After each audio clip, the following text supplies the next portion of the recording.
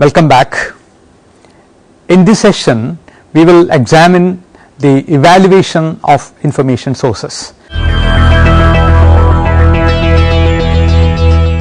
It has got two parts.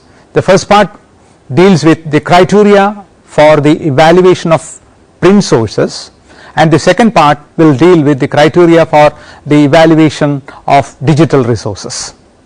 There is need for evaluation. Evaluation of reference sources in a library context means assessing the value of the source according to the requirements of the library based on users' level of education. For any library, the process of evaluation is very important to develop the need-based best collection. It helps to assess the value or evaluate the quality of a particular source and also its suitability for inclusion in the library collection, depending upon the readership of the library. Various approaches have been suggested by different authors like Katz, Smith and Gates. A prominent author, Gary Gorman, he has made a comprehensive overview of the area, and he cites other authors providing very detailed guidance for evaluating materials. Out of these, he offers a more manageable set of 6 criteria which can be concisely expressed as Ashtaf's formula. Ashtaf stands for A. Authority of creators, S. Scope, T. Treatment and level, A. Arrangement, F. Format and special considerations, and S. Special features. Now let us examine each one of them in detail. First of all, let us take authority.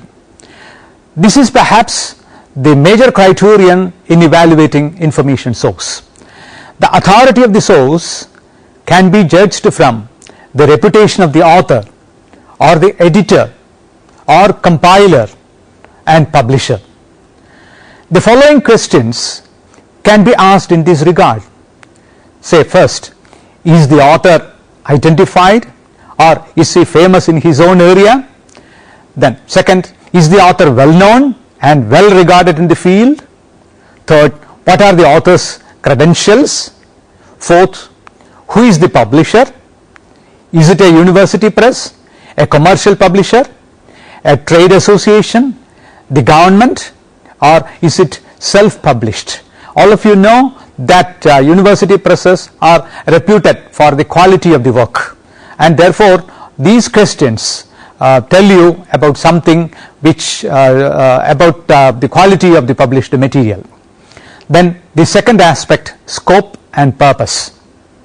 Authors or editors usually state the scope and purpose of the reference source either in the preface or the introduction. If you go through the preface or the introduction, you will get an idea of what is the scope of the work. From the description, the suitability of the book for the user can be easily assessed. The reference source should follow a definite plan. It should also be ensured that the plan is followed consistently, that is throughout the work. It should be complete in its coverage. There should be a balance in the selection of topics.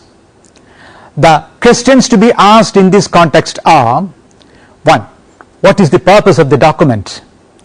2. Has this purpose been fulfilled in the work? 3. What is the coverage of the document? And 4. Is there consistency in the planning of the document? If the answers to these questions are satisfactory, then the work can be treated as an ideal work. Then the third criterion, that is treatment. The style and level of treatment of the subject is of prime importance from the user's point of view. Similarly, the accuracy, objectivity and clarity should also be checked. The information provided about facts, persons, places, etc. should be authentic, reliable and complete. It is also important to check whether there is any bias in the treatment of the subject. In other words, it should be ensured that the author has maintained objectivity throughout the document. The questions to be asked in this context are: does the work follow a lucid style? Are the information covered in the work are accurate and up to date? Then third, is the treatment of the subject objective and free from bias? Now let us pass on to the fourth criterion, that is arrangement. The order of the contents or the arrangement of the information provided should be quite convenient to the users to consult, so that the required information can be located or accessed expeditiously with utmost ease. For this purpose, the information is usually arranged either alphabetically, chronologically, geographically, or in a classified order depending upon the nature of the information given. Usually the alphabetical order follows either letter by letter or word by word pattern. In order to facilitate easy access, different types of indexes are also provided with sufficient number of cross references. You might have seen in books different types of indexes like author indexes, subject indexes, etc. Now the questions to be asked here are: 1. Is the arrangement helpful for easy location of the information? Then 2. Is there sufficient number of indexes? If there are sufficient number of indexes, okay, the work can be readily accepted in a library. Now let us pass on to the next criterion, that is format. The format includes the physical features of the document like layout, quality of paper used, typography, illustrations, maps, charts and nature of binding. The layout and size of the document should be attractive and convenient to handle. The paper used should be durable because of the likelihood of the frequent use of reference books. All of you know that reference books are constantly consulted and therefore the paper is of good quality. The illustrations, maps, diagrams, etc. should be attractive and well laid out so that the users can comprehend the information without difficulty. The questions to be asked here are: 1. Is the paper used is of good quality? 2. Are the typefaces or fonts used are attractive? Then 3. Are the illustrations, tables and diagrams are clear and attractive? Okay, now the next criterion, that is special features. The special features include the distinctive features which make the document more acceptable. They include the marked differences from the works of similar nature, additional information like use of more appendices, comprehensive bibliographies, revision policy to make the source current, etc. So for example, as far as reference sources are concerned, revision policy is of utmost importance, because in order to make it current, the sources have to be revised periodically. The questions to be asked here are: 1. What are the distinctive features of the work? Then 2. What value added information is there? 3. Are the bibliographies useful and current? And 4. What is the revision policy of the document? Now in addition to these, various authors have dealt with the criteria of evaluating reference sources. The famous author William Katz has converged on the following criteria. They are: 1. Purpose, authority, scope, 4. Audience, cost, format, etc. Since most of these have already been dealt with, I am not going into the details of each. The one distinctive feature here is the cost, As all of you know, cost is of utmost important. If two things are equal, then the cost consideration is taken care of in the selection of documents. In addition to the above list, many authors have suggested different criteria like accuracy, currency, and objectivity also for the evaluation of the sources. And these criteria have to be strictly adhered to for the selection of documents in a library. As you know, reference sources are very costly, and therefore one has to pay more attention for the diligent application of these criteria. Now let us pass on to the criteria for the evaluation of digital resources. The World Wide Web, WWW, can be a great place to accomplish research on many topics, but putting documents or pages on the web is easy, cheap or free, unregulated and unmonitored. The great wealth that the internet has brought to so much of society is the ability for people to express themselves, find one another, exchange ideas, discover possible peers worldwide they never would have otherwise met, and through hypertext links in web pages suggest so many other people's ideas and personalities to anyone who comes and clicks. Herein lies the rationale for evaluating carefully whatever is available on the web. The burden is on the reader to establish the validity, authorship, timeliness, and integrity of what you find in the internet. In the general World Wide Web, there are no editors, unlike most printed publications, to proofread and send it back or reject it until it meets the standards of a publishing house's reputation. All these things are strictly adhered to in a publisher's firm, but this is not there in the internet.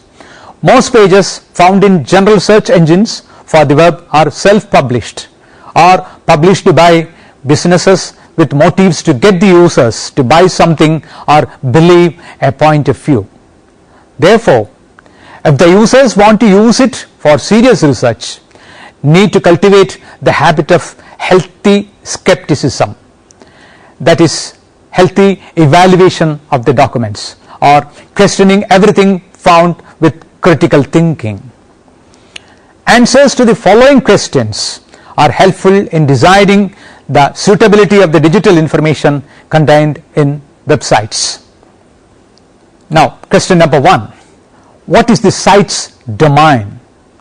Think of this as decoding the URL or internet address.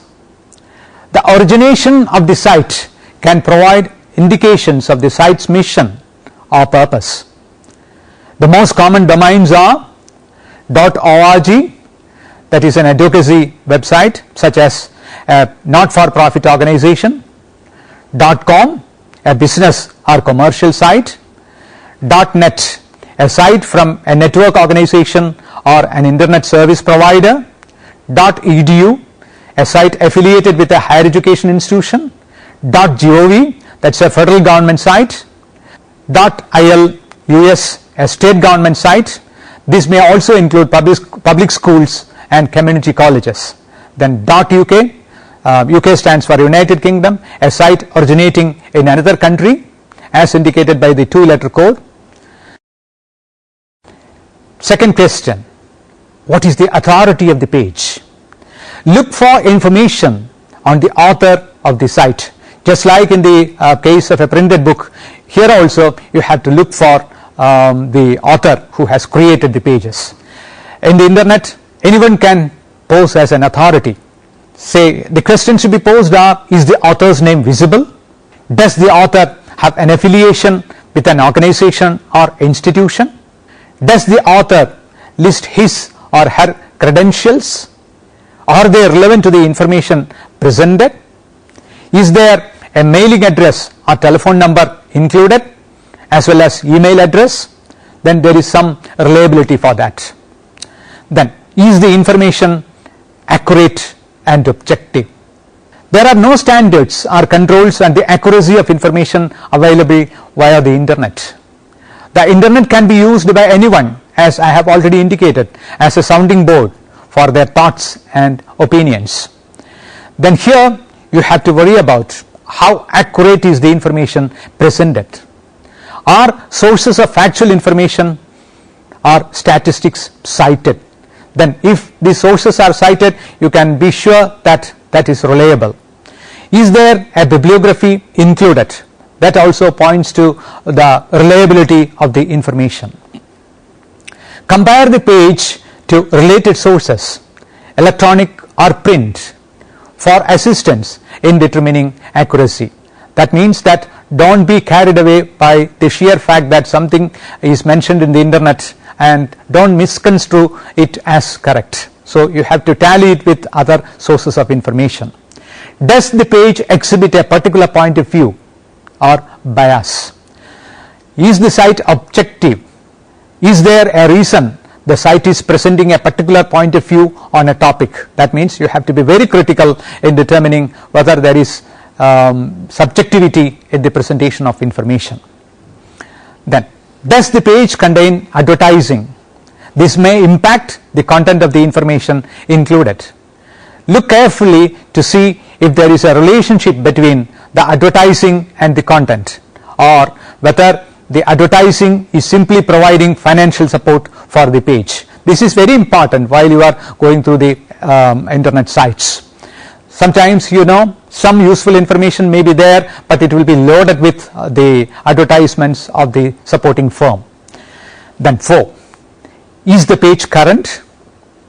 This is both an indicator of the timeliness of the information and whether or not the page is actively maintained. Is the information provided current? When was the page created? Are dates included for the last update or modifications of the page?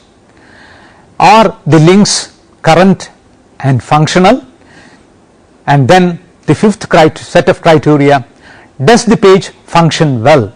The functionality of the page is very important. The ease of use of a site and its ability to help you locate information you are looking for are examples of the site's functionality.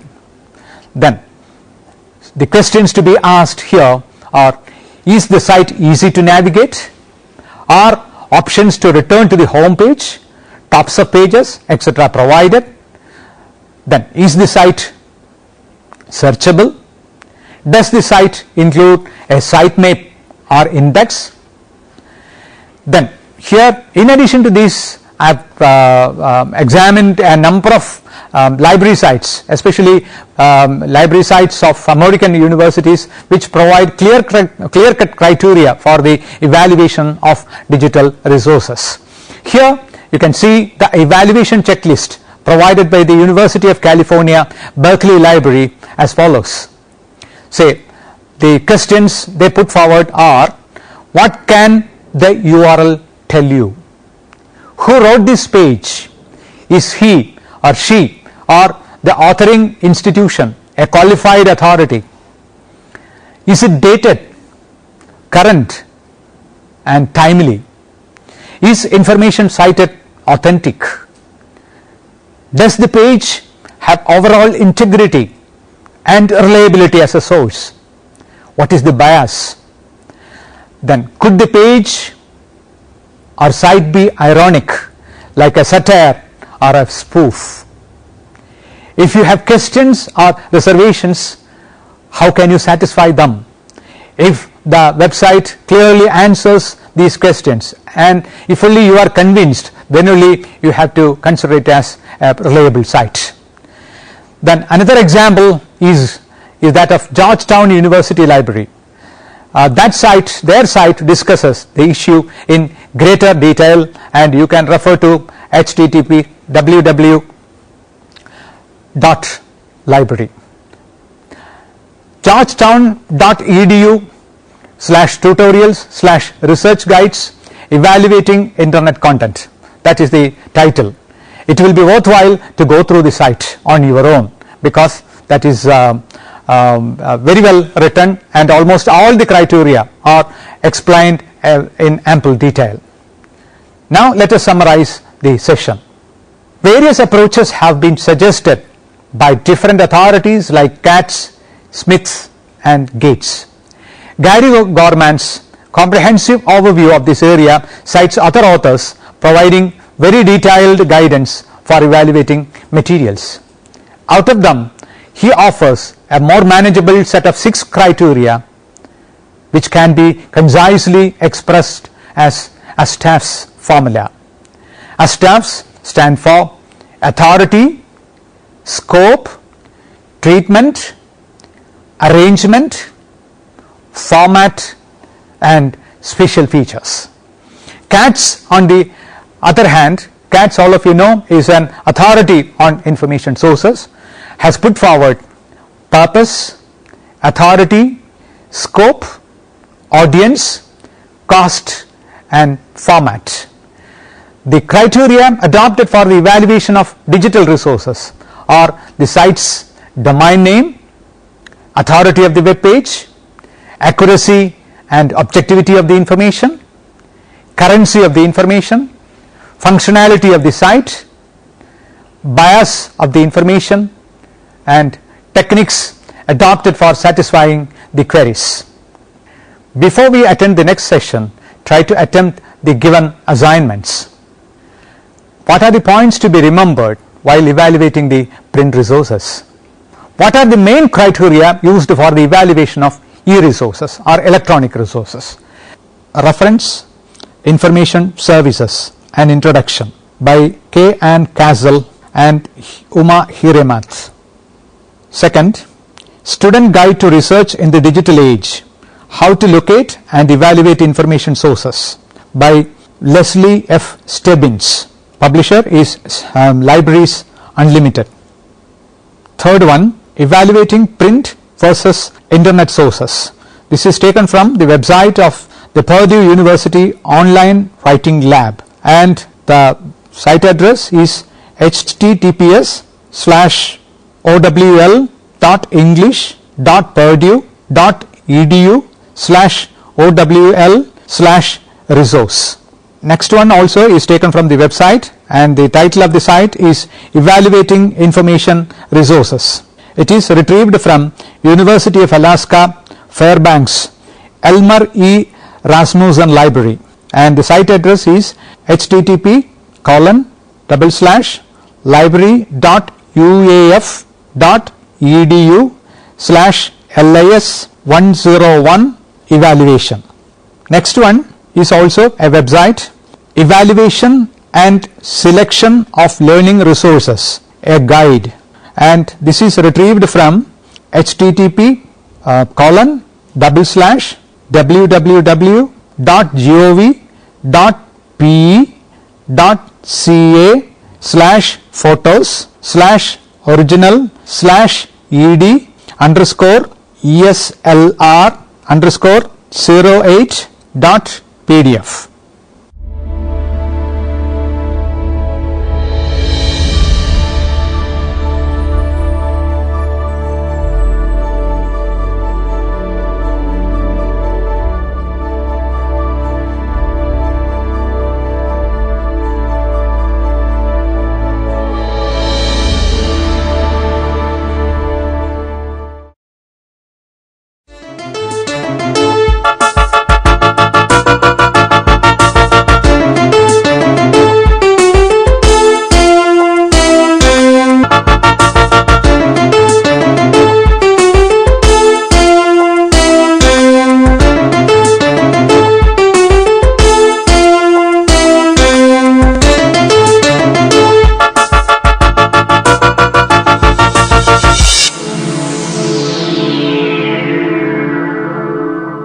Welcome to Interface.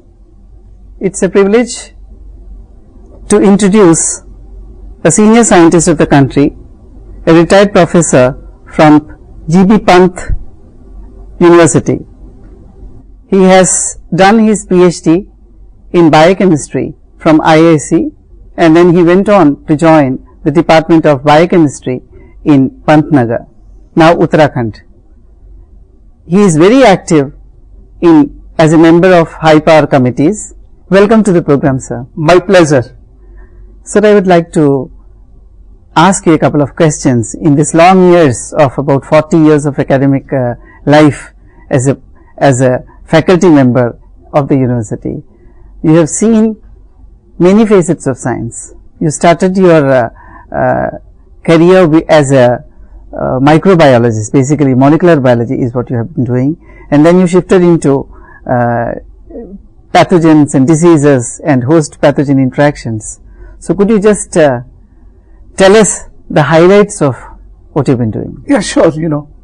When we joined, let us say, our early education program at postgraduate level, few things were more exciting. The molecular biology was still in infancy, and we were excited more by the metabolism, physiology and biochemistry, because those were the things we have started to understand things from descriptive to chemical based, and that is why biochemistry was considered very high. Okay. And at the initial stages also, when we started our master's program, the concept of research was introduced, which gave us training in methodology, Okay. and would let us ask very small question. Okay. For example, when we started our MSc dissertation, the big question was, in developmental biology, you have spores which spoil your food, Okay. and sometimes they also cause food poisoning. Yes. Everybody has heard about them. They produce toxins, they produce antibiotics. Okay. But the important thing, this they do during the process of sporulation. Yes. And to say it very simply, what it does is, when you have bacterial binary division, the septum is formed in the middle. Yes. And then through intricate metabolic and genetic decisions, the bacteria decides to form the septum on one of the pole. Right. Right. And so that pole develops now into spore, and the other becomes the mother cell. So you have different biochemistry and different everything. So, the very logical thing to do is that you first look what is the trigger for sporulation. Exactly. That was the question. Okay. What kind of signal? It has to be a metabolic signal. Okay. See, either nutrient depletion. So what we used to do is give it inhibitors. Okay.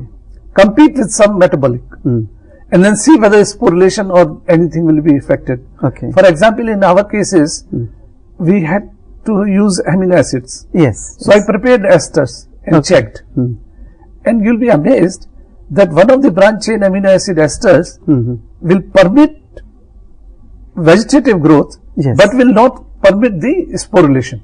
But let me ask you, how did you really zero in on amino acids?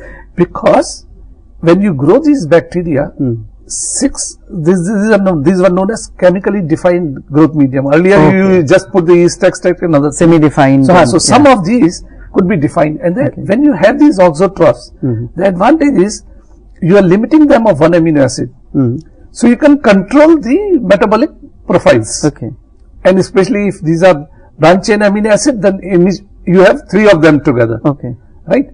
So this was chance. We chose one from each. Okay. And then when we tried this leucine ethyl ester, chance was also that this was easy to esterify also. Right? So we esterified and tried it, and we will put into the medium instead of leucine or along with leucine. The growth was never affected, either because the esterases were there or maybe whatever it is. But sporulation was always affected. There was inhibition of the sporulation. Okay. So the growth will get arrested at whatever stage you do. So that was very exciting, and that is when we thought that somehow the metabolic regulation is related to genetic regulation. Okay. In fact, prokaryotic style of life itself is that. Yeah. At a drop of a hat, they change their gene expression patterns basically. But what I was wondering is that this particular amino acid alone became a key in triggering or inhibiting a particular biochemical pathway.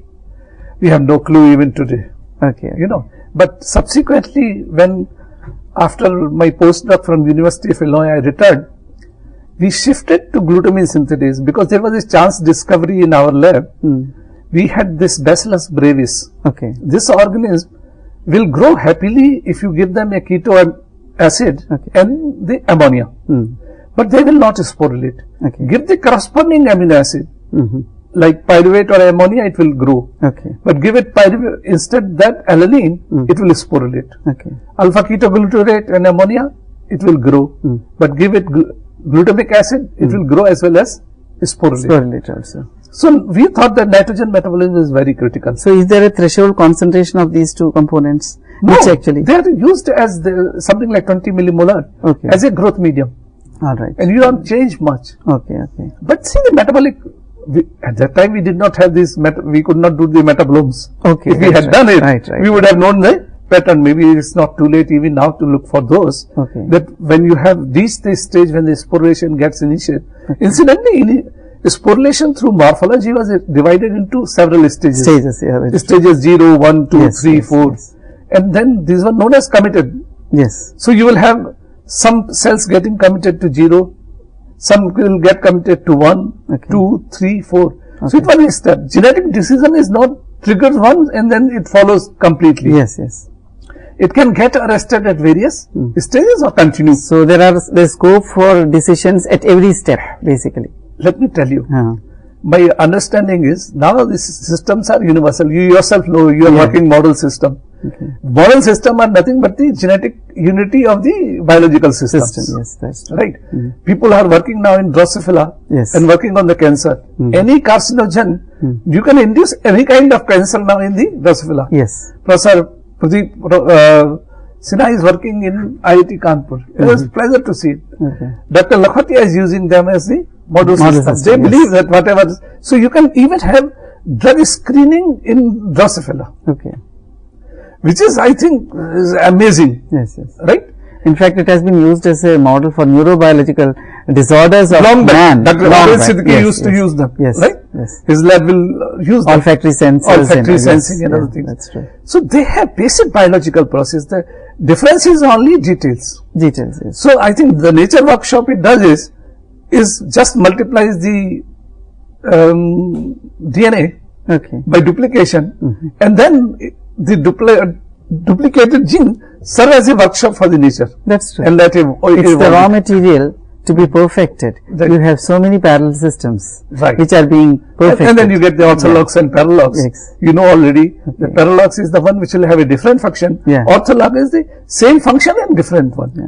So there's a whole ortholog world, Yeah. right from the bacteria to other Man, things, man. and especially the one which are involved in the cell cycle and other things, Yes, regulation. yes, Where the division and differentiation is involved, I think it is highly conserved. Yes, very conserved. In Very fact, most of the genes, because the what we know about cell cycle today came from yeast, both fission yeast and budding yeast. And of course, there were amphibian systems, oocyte systems, starfish, and so many other systems as well, from where a lot of information is gathered. But the universality of the mechanism is quite well established now. Actually, we extended this work when we came at a dead end because molecular biology was not yet developed, so we could ask those kind of questions at that point of time. So we shifted into host pathogen interaction, Okay. which had a direct application like Alternaria blight of Brassica. Okay, it's a fungal or a bacterial? It's a fungal it's disease. a fungal rot. Okay. And it's parasitic disease Okay. against which nature was unable to evolve any resistance strategy. Mostly it is by avoidance or this one. I'll tell you that that was a very interesting experience.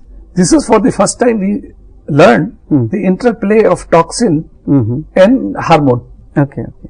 And it was a very In interesting. which system did you try this? Alternaria blight. Okay. So the Alternaria brassicae was the fungus, Okay. right, which is a parasite. You put when the infection takes place, you get a necrotic lesion and Okay. concentric chlorotic lesion. On the And leaf, later on the we leaf. look concentric because they distinguished because they were green islands. Okay. Between the various cycle, and subsequently we could show that what happens is during the infection the spore comes, germinates, produces what we discovered was necrotic toxin, Okay. causes necrosis, which then grows saprophytically, Okay. and you have the production of toxin as well as hormone. Okay. Hormone, it takes, this is the paper published current in Science. That's okay. So what hormone does is, it protects certain cells. Okay. So that Which means the infection actually instigates the production of a hormone in the leaf. it's very interesting, the smartness of the fungus. Okay. It sporulates only as biotroph. Okay. So it has to keep certain cells alive. Okay. But it has to suppress the immune response or resistance response of the host. Yes, that's true. So it has a chlorotic toxin, which is a systemic toxin, and will ensure that the host response do not get, and there will be green island, which will actually, it's like a law of parallelogram, Okay. and a certain amount of concentration of hormone will ensure that there will be green islands, living cells. Okay. And so that is why the nature is unable to develop any resistance strategy. In fact, most of these interactions are where the parasite has to survive at the expense of the host. It won't kill it because its own survival is at stake. Exactly. Okay. And it won't let it work also develop a strategy. That's true. Because there is no pressure. Its chlorotoxin diffuses. This is destruction B. Okay. So it diffuses and suppresses everything. Okay. So there is no living cell. Okay. So plant has no strategy. It can't do anything, poor chap. So in fact, the prokaryotic is smarter here, obviously. Fungus is not prokaryotes, but yeah, sure, microbes are smarter. Yeah, that's true. In this case, they have. I'll say they are smarter than scientists also. All right, it took quite some time for us to understand the mechanism. Earlier, our thought was we will genetically engineer this, put a curb, which will detoxify the toxin, and then we learned that toxin is very inert toxin. Yes, okay. And we could prove that by isolating it from the infected cells. Or it has been characterized already, this toxin? It's the destruction B. Okay. It's a decapeptide, cyclic decapeptide, mostly made of, why mostly? All the non-polar amino acids are there. Okay. And you have small variants only, it is highly conserved. Okay. Right? So that is, it cannot be modified, it cannot be done anything, you can't do it, it's very sitting where it is. Immune to the host's defense. Let's say some early reactions. Okay. If you leave it in forever, after all, these are peptide bonds, they will tend to degrade. Yes. But their half-life will be very long. Very long.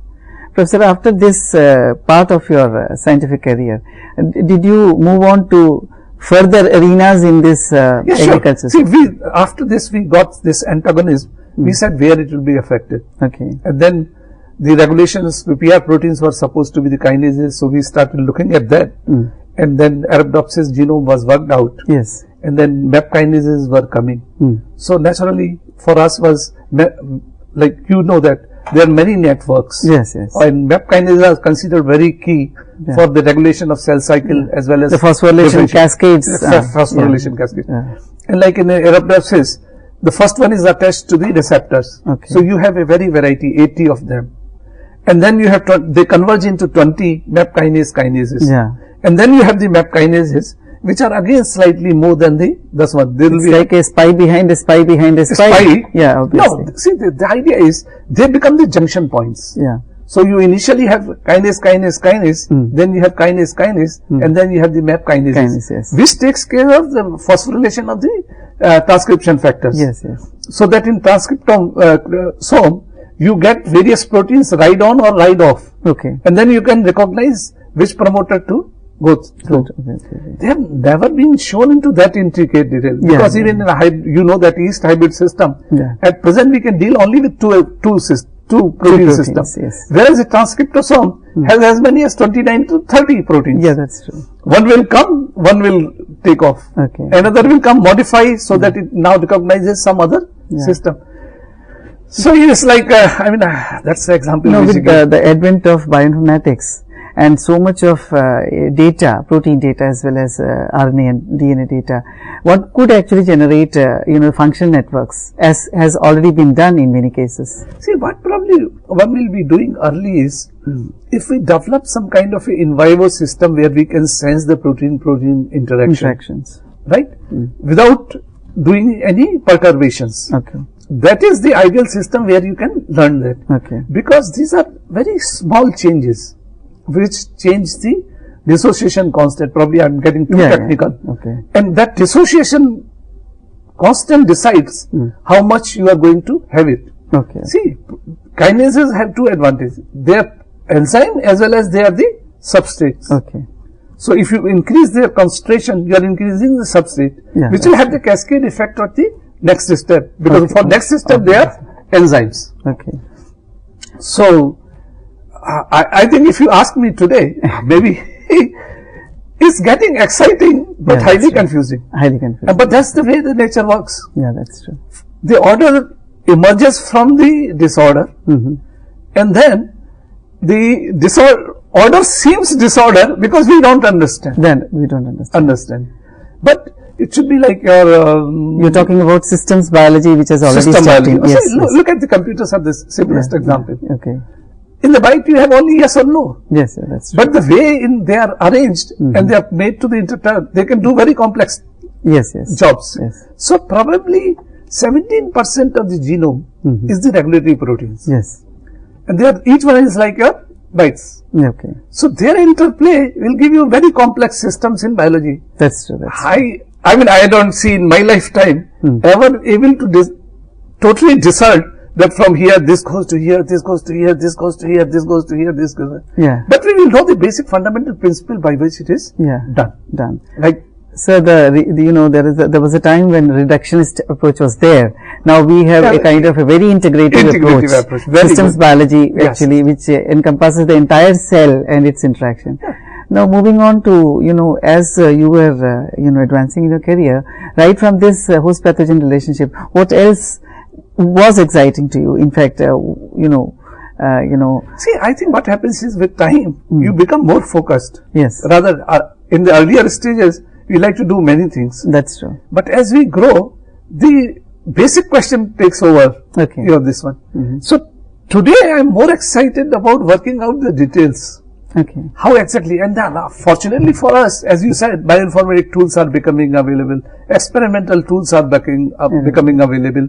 Even the instrumentation is becoming available, which is very sophisticated. Yes. And not only that, they have reached a stage largely because of the nanotechnologies that only few or even single proteins now can be studied. Yes, that's true. And that too in the liquid.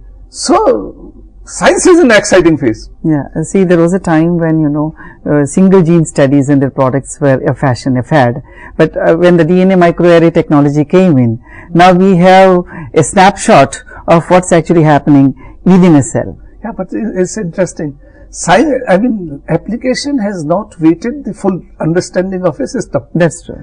And so far, whatever we have success in transgenics, especially in plants, or let's say even bacterial system, are with the alien genes. That's true. Which do not interact with other proteins in the host system. Okay. Let it be Bt toxin. Yeah, that's It true. is not seen by the system as such because it is coming isolated from the microbial system, and microbial system also is peripheral. Yes. Since you mentioned Bt toxin, I would like to just ask you something about, see, there's a lot of hue and cry about this transgenics, for instance. And we normally, ecology itself being such a complex affair, when we do these kind of transgenics, are there really thorough studies which say that when you introduce a gene into a system and that particular plant or GMO is introduced in an ecosystem, what are the fallouts? I mean, it's such a complicated question. I don't think anybody can answer. Yeah, I think this apprehension of unknown only Is already there. But you are a biologist. You That's know true. mutations takes place by millions every day. Yeah, Even your all cells are not identical. true. And with those mutations, your own genes become alien. to That's you, true. That's Right? The nature has everything. It would not have survived that long. See, evolution came, but evolution came in a very ordered way. Yeah, that's true. Through a randomness, the orderliness has created. Let's take the Bt toxin. It evolved in bacteria to kill the insect, That's to check their population. Yeah. What we did was, we isolated first the Bacillus thuringiensis from the dead larvae. The cry protein. The and dead all larvae. that, yes. Found out that there is a cry protein, found out the gene, and then with just curiosity we said, if we gene we transfer. Fortunately, today the regulatory system for transgenic is as stringent as for any foreign drug. Okay. And see, if you ask me, can you assure me that in trillion years there will be no case who would have died for this That one? doesn't make any sense. Then it doesn't make any It's not sense. relevant. But Okay. reasonable, and that's our regulation also. Also. They are very reasonably safe. Okay. You cannot do a thing Even our genetic engineering, we do use the natural genetic engineered agrobacteria. Yes. So you don't do anything unnatural. Okay. I don't know why there people are doing. Yeah. This would have happened somewhere. If you have enough access, you will suddenly find a plant which will carry this Bacillus thuringiensis kind of gene, which will be insecticidal protein. We don't have resources and other things to find it out. Yes. Right? So what we have done is, we have converted that into a plant gene which does not interact as tested by, it does not harm the plant, it does not harm the animals, it does not harm the ecosystem. But what I'm doing, I think, I shouldn't say that, but I have somehow this gut feeling, there's certain vested interest. Yes. Because Bacillus thuringiensis, BT gene, what it has done is, it has affected the pesticide industry. That's true. Right? Yeah. Cotton was the maximum user. Yeah. And there is a significant drop in the sales. Yeah. If we introduce BT brinjal, let us say again, there will be further drop. That's true. So if these can be delayed, fine. All right. So sometime I have a gut feeling that these are more likely to be corporate wars. Having worked in private sector can tell you that business is not always producing and selling. That's true. They have to do it. Because in several instances we have seen, and even now it is happening, and I will caution everybody through your program if it is possible. Like we are getting scared, so we are auctioning our technologies. Which are purchased at very high prices by MNCs or let us say very big industries. They are not interested in your technology. They are interested so that this technology should not go to our indigenous. So they want to pull the technology deliberately. Okay. So they make it that. We have to be very careful, and we have to have some policy decision on this, so that it is protected. So the governmental agencies, need to NGOs, take into the account need to step in to look into this aspect. Sir, I'll ask you something which is unrelated to this, what we have been talking about. Now, agriculture is around 10,000 year old. Now, the modern agriculture, we rely on monoculture basically, which ecologically speaking is not a very congenial thing. You are trying to propagate a single species. Now, the thing is that when you are actually generating that itself attracts a lot of pests, insects, microbes as you said, or fungus, basically these pathogens, which have a very lush area where to thrive. So this, doesn't it actually lead to further complications? See, I think it's a question which is a little more complex than the way you are perceiving it. Number one, 2 or 3 strategies are happening. You know that we have gene banks. Where all the wildest species we are doing it. But this biodiversity is dynamic. Yes. So no matter when you collect, you have frozen evolution at that point of time. If in the ecology, there is a principle, I don't recall the name, but the example is very vivid. There are 3 components, the deer, grass and lion. Right? When the grass is ample, deers have lot of food, so they also become more. And then they become more, that means lion will also perpetuate. So what will happen when deer become more, the grass will become less because they are eating less. Lions will become more because there are more deers. When lions have even the deer, the grass does not get consumed by the deers, so it propagates. When the population of deer has decreased, the lions do not do it. So there will never be zero, but there will be a depletion. So nature has its own way of checks and balances of doing that. That's true. When we intervene, what we do is, rather than going like that, major amplitude changes, we make that there remain changes within a stable. So we prefer a steady state, which is more this one, which is our comfort zone. If nothing changes too often, it's almost like a steady state. It's almost like a steady state. So you have more human beings, so family planning will come. See, our first target should be that human population should be controlled. That's true. Then the food requirement will be controlled. Then you will have the productivity level increased. So you will further get release of the land. That's right. And again you will have the wilderness again. Right. Whereas you wait for some catastrophe to happen, and then the whole process is start again, which many of us believe. That is what it happens every 5,000 or 10,000 long. There are scriptures say and other things. Or a cyclical process. Takes place. Or we reach a stage in the science where we can totally bring about this steady state. Okay. So, monoculture I am not worried. Number one, too many varieties. Yeah. BT cotton itself now is sold, I think they are worried about it, 1300 varieties. But that's your generic diversity within that. Yeah. Right? In fact, I think I have heard that thousands and thousands of strains of BT have been collected by many working groups, and they are trying to characterize the gene because each can actually kill a particular class of insects. Basically. Exactly. I mean, because there will be mutations. So, and the insects have receptors. So, various different. We do not have those receptors. That's true. So, BT toxin is a misnomer. Yeah. It's not a toxin for us. It's all for human beings. It's only for the insects. That's true. So, as the mutation takes place, their host spectrum will change. Okay. Right? And that is what they are looking for. That's true. And then you do the classifications.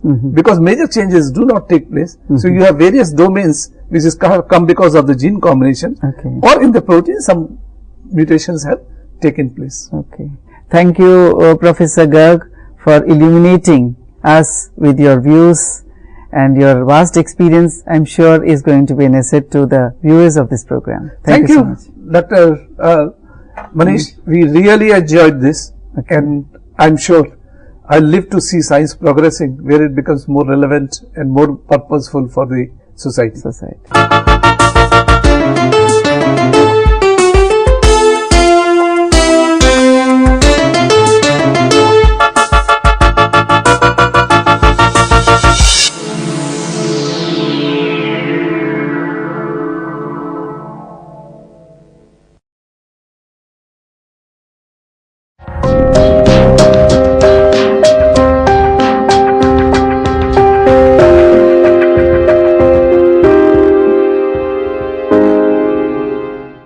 Hello and welcome to the topic Origin, History and Scope of Bioinformatics.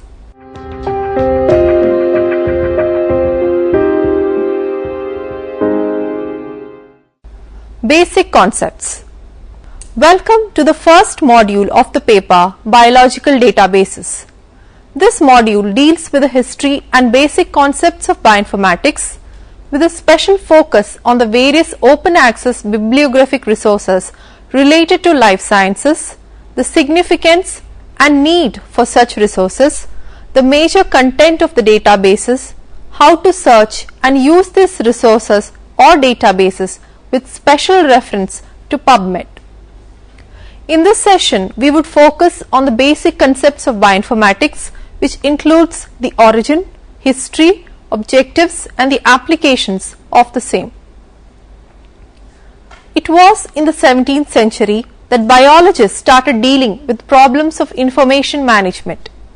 Early biologists were preoccupied with cataloging and comparing species of living things. By the middle of the 17th century, John Ray introduced the concept of distinct species of animals and plants and developed guidelines based on anatomical features for distinguishing conclusively between species. In 1730, Carolus Linnaeus established the basis for the modern taxonomic naming system of kingdoms, classes, genera and species. Taxonomy was the first informatics problem in biology. The University of Arizona's Tree of Life project and NCBI's taxonomy database are two examples of online taxonomy projects. Over a century ago, bioinformatics history started with an Austrian monk named Gregor Mendel. He is known as the father of genetics. He cross-fertilized different colors of the same species of flowers. He kept careful records of the colors of flowers that he cross-fertilized and the colors of flowers they produced. Mendel illustrated that the inheritance of traits could be more easily explained if it was controlled by factors passed down from generation to generation. After this discovery of Mendel, bioinformatics and genetic record keeping have come a long way.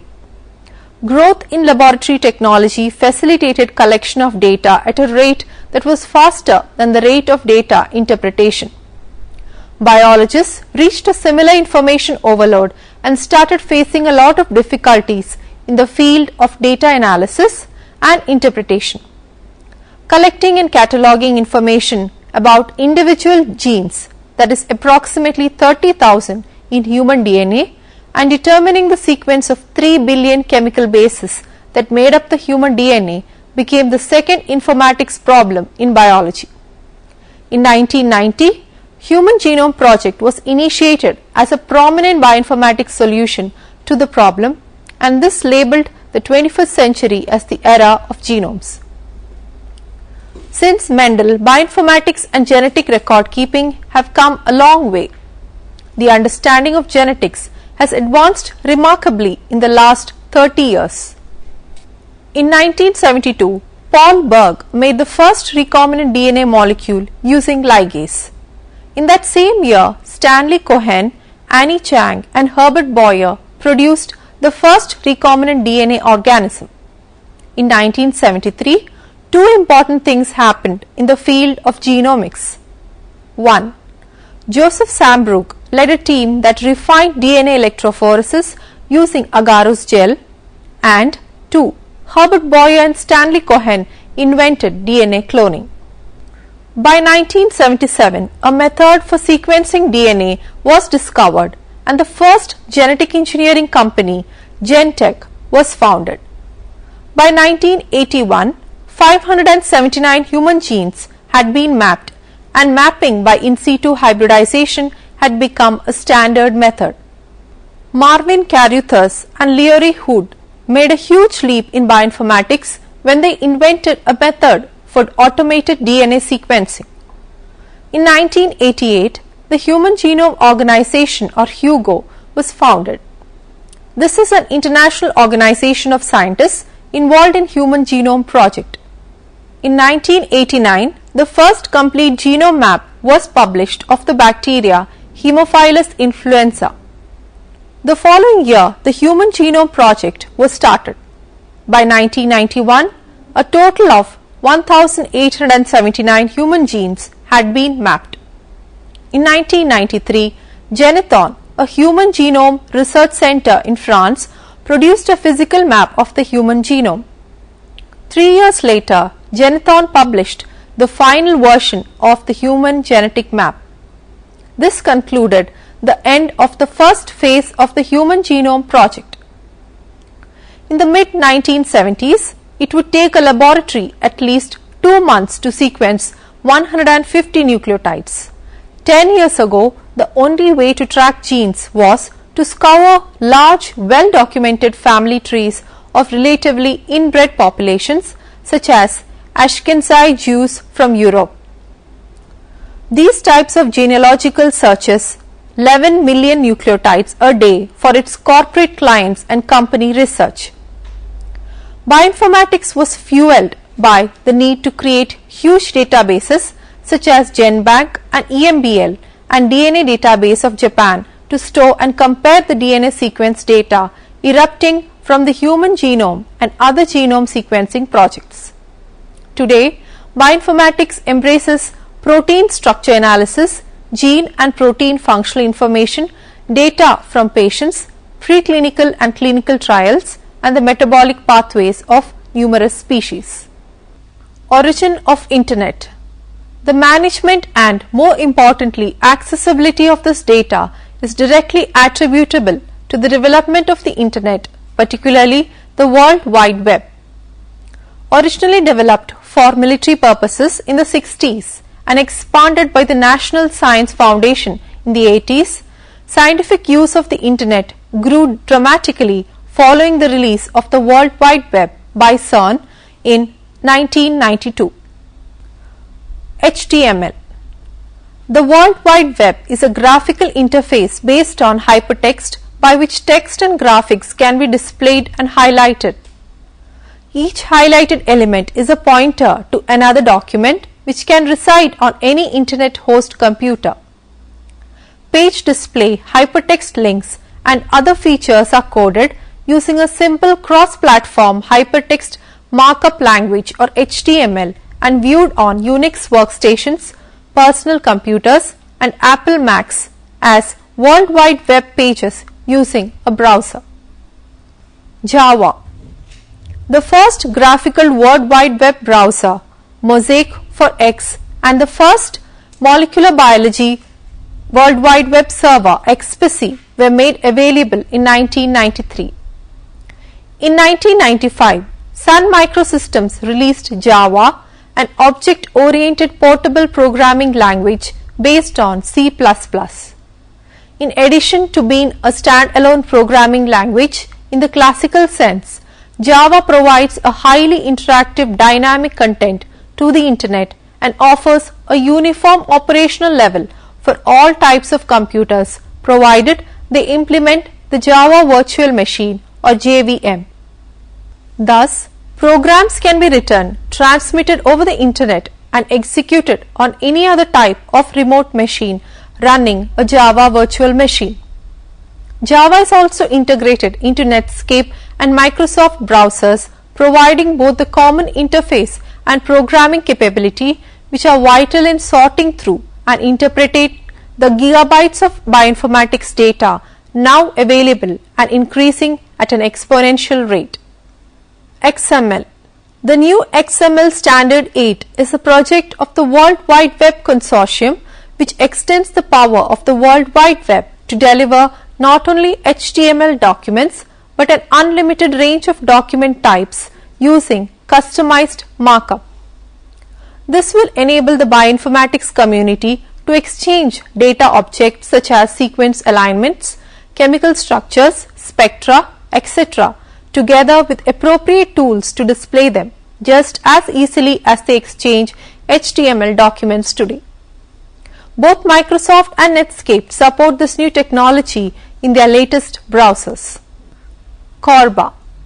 Another new technology called Corba provides a way of bringing together many existing or legacy tools and databases with a common interface that can be used to drive them and access data.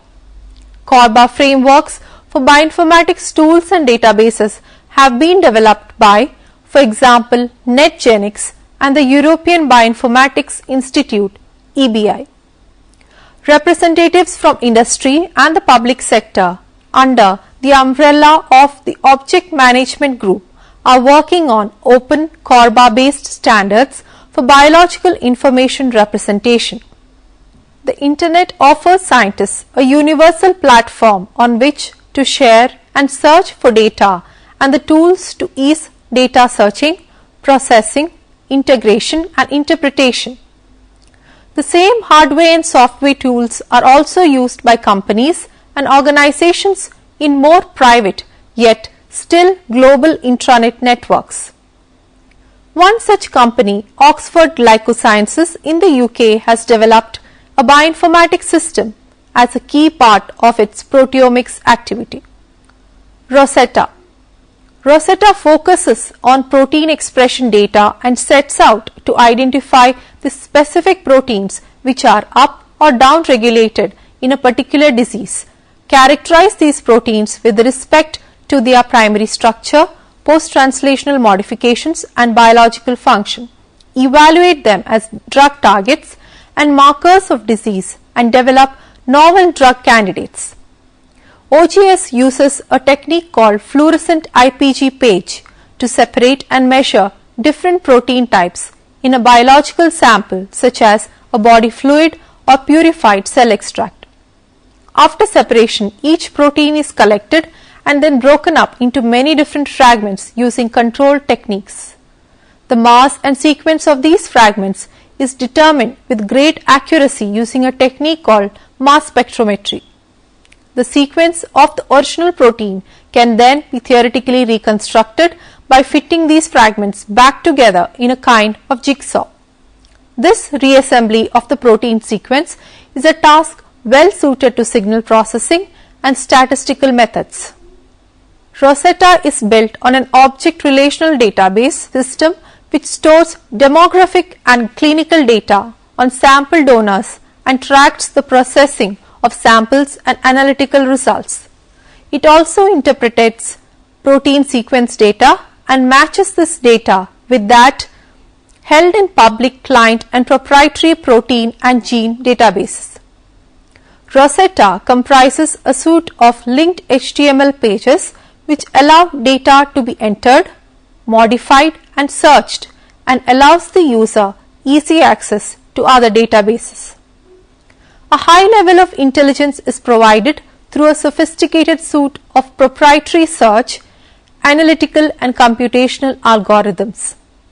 These algorithms facilitate searching through the gigabytes of data generated by the company's proteome projects, matching sequence data, carrying out de novo peptide sequencing and correlating results with clinical data. These processing tools are mostly written in C, C++ or Java to run on a variety of computer platforms and use the network protocol of the Internet, TCP or IP, to coordinate the activities of a wide range of laboratory instrument computers, reliably identifying samples and collecting data for analysis. The need to analyze ever-increasing numbers of biological samples using increasingly complex analytical techniques is insatiable. Searching for signals and trends in noisy data continues to be a challenging task, requiring great computing power. Fortunately, this power is available with today's computers, but of key importance is integration of analytical data, functional data and biostatistics. The protein expression data in Rosetta forms only part of an elaborate network of the type of data which can be now brought to bear in biology. The need to integrate different information systems into a collaborative network with a friendly face is bringing together an exciting mixture of talents in the software world and has brought the new science of bioinformatics to life. A chronological history of bioinformatics. 1953, Watson and Crick proposed the double helix model for DNA-based X-ray data obtained by Franklin and Wilkins. 1954, Perut's group developed heavy atom methods to solve the phase problem in protein crystallography. 1955, the sequence of the first protein to be analyzed, bovine insulin, is announced by F. Sanger. In 1969, the ARPANET is created by linking computers at Stanford, UCSB, the University of Utah and UCLA. In 1970, the details of the Needleman-Wunsch algorithm for sequence comparison are published. In 1972, the first recombinant DNA molecule is created by Paul Berg and his group. In 1973, the Brookhaven Protein Data Bank is announced. Robert Metcalfe receives his PhD from Harvard University. His thesis describes Ethernet. 1974, Vint Cerf and Robert Kahn develop the concept of connecting network of computers into an internet and develop the Transmission Control Protocol or TCP. In 1975, Microsoft Corporation is founded by Bill Gates and Paul Allen. Two-dimensional electrophoresis where separation of proteins on STS polyacrylamide gel is combined with separation according to isoelectric points is announced by Patrick H. O. Farrell. In 1988, the National Center for Biotechnology Information (NCBI) is established at the National Cancer Institute. The Human Genome Initiative is started in 1988. The FASTA algorithm for sequence comparison is published by William R. Pearson and David J. Lipman. A new program, an Internet computer virus designed by a student, infects 6,000 military computers in the United States. In 1989, the Genetics Computer Group (GCG) becomes a private company. Oxford Molecular Group Limited or OMG, founded in UK by Anthony Marchington, David Ricketts, James Hiddleston, Anthony Rees and W. Graham Richards. Primary products are Anaconds, ASP, Chameleon and others, which are molecular modeling, drug design and protein designing tools. In 1990, the BLAST program is implemented. Molecular Applications Group is founded in California by Michael Levitt and Chris Lee. Their primary products are Look and SegMod, which are used for molecular modeling and protein design. Informax is founded in Bethesda, MD. The company's products address sequence analysis, database and data management, searching, publication graphics, clone construction, mapping and primer design. In 1991, the Research Institute in Geneva, CERN, announces the creation of the protocols which make up the World Wide Web. The creation and use of express sequence tags or ESTs is described. Insight Pharmaceuticals, a genomics company headquartered in Palo Alto, California, is formed. Myriad Genetics Incorporated is founded in Utah. The company's goal is to lead in the discovery of major common human disease genes and their related pathways. The company has discovered and sequenced with its academic collaborators the following major genes: BRCA1, BRACA1, CHD1, MMAC1, MMSC1, MMSC2, CTIP, P16, P19 and MTS2. In 1993, Curagen Corporation is formed in New Haven, CT. Affymetrix begins independent operations in Santa Clara, California. In 1994, Netscape Communications Corporation founded and releases Navigator, the commercial version of NCSA's Mozilla. GeneLogic is formed in Maryland. The PRINTS database of protein motifs is published by Atwood and Beck. Oxford Molecular Group acquires IntelliGenetics. In 1995, the Haemophilus influenzae genome, which is of size 1.8 MB, is sequenced. The Mycoplasma genitalium genome is also sequenced. In 1996, the genome for Saccharomyces cerevisiae or Baker's yeast 12.1 MB is sequenced. The ProSci database is reported by Baroque et al. Affymetrix produces the first commercial DNA chips. In 1997, the genome for E. coli, which is of size 4.7 megabase pair, is published. Oxford Molecular Group acquires the Genetics Computer Group. Lion Bioscience AG, founded as an integrated genomics company with strong focus on bioinformatics. The company is built from IP out of the European Molecular Biology Laboratory EMBL, the European Bioinformatics Institute EBI, the German Cancer Research Center DKFZ and the University of Heidelberg.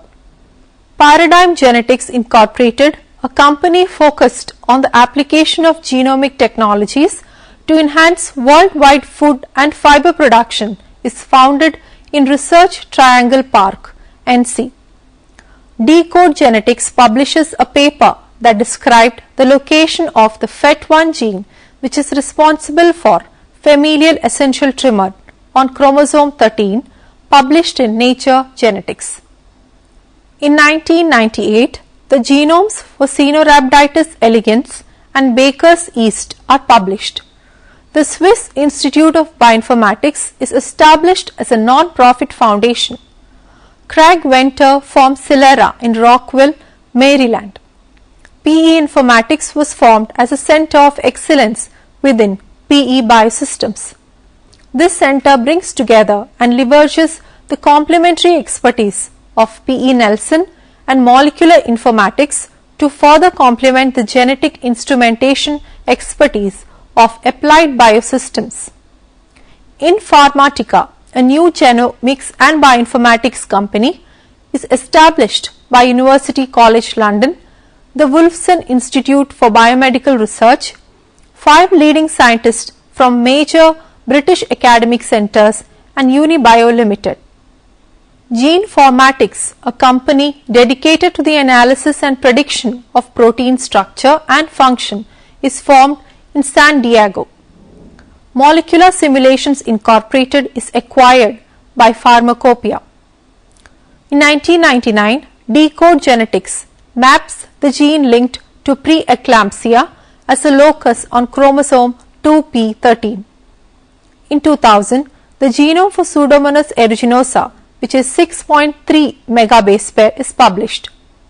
The Arabidopsis thaliana genome, which is of 100 megabase pair, is sequenced.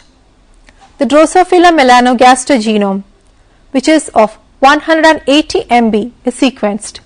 Pharmacopoeia acquires Oxford molecular group. In 2001, the human genome, which is of 3000 megabase pair, is published.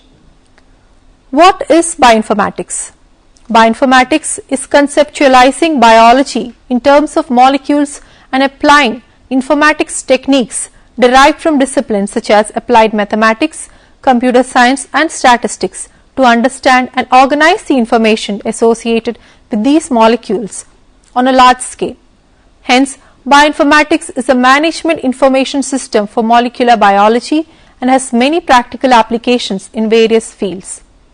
Friedrich Dickey at the Pasteur Institute offers the definition of bioinformatics as the mathematical, statistical and computing methods that aim to solve biological problems using DNA and amino acid sequence and related information.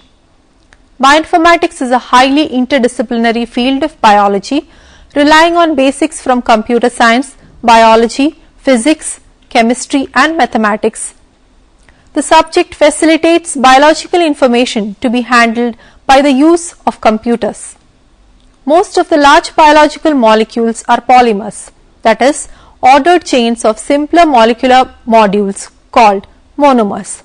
Monomers can be thought of as beads or building blocks that, despite having different color and shapes, all have the same thickness and the same way of connecting to one another. Each monomer molecule is of the same general class, but each kind of monomer has its own well-defined set of characteristics. Many monomer molecules can be joined together to form a single, far larger macromolecule which has exquisitely specific informational content and or chemical properties. According to the scheme, the monomers in a given macromolecule of DNA or protein can be treated computationally as letters of an alphabet put together in a pre-programmed arrangements to carry messages or do work in a cell. What does bioinformatics comprise of? Bioinformatics has moved just beyond data analysis and includes the following: DNA microarrays.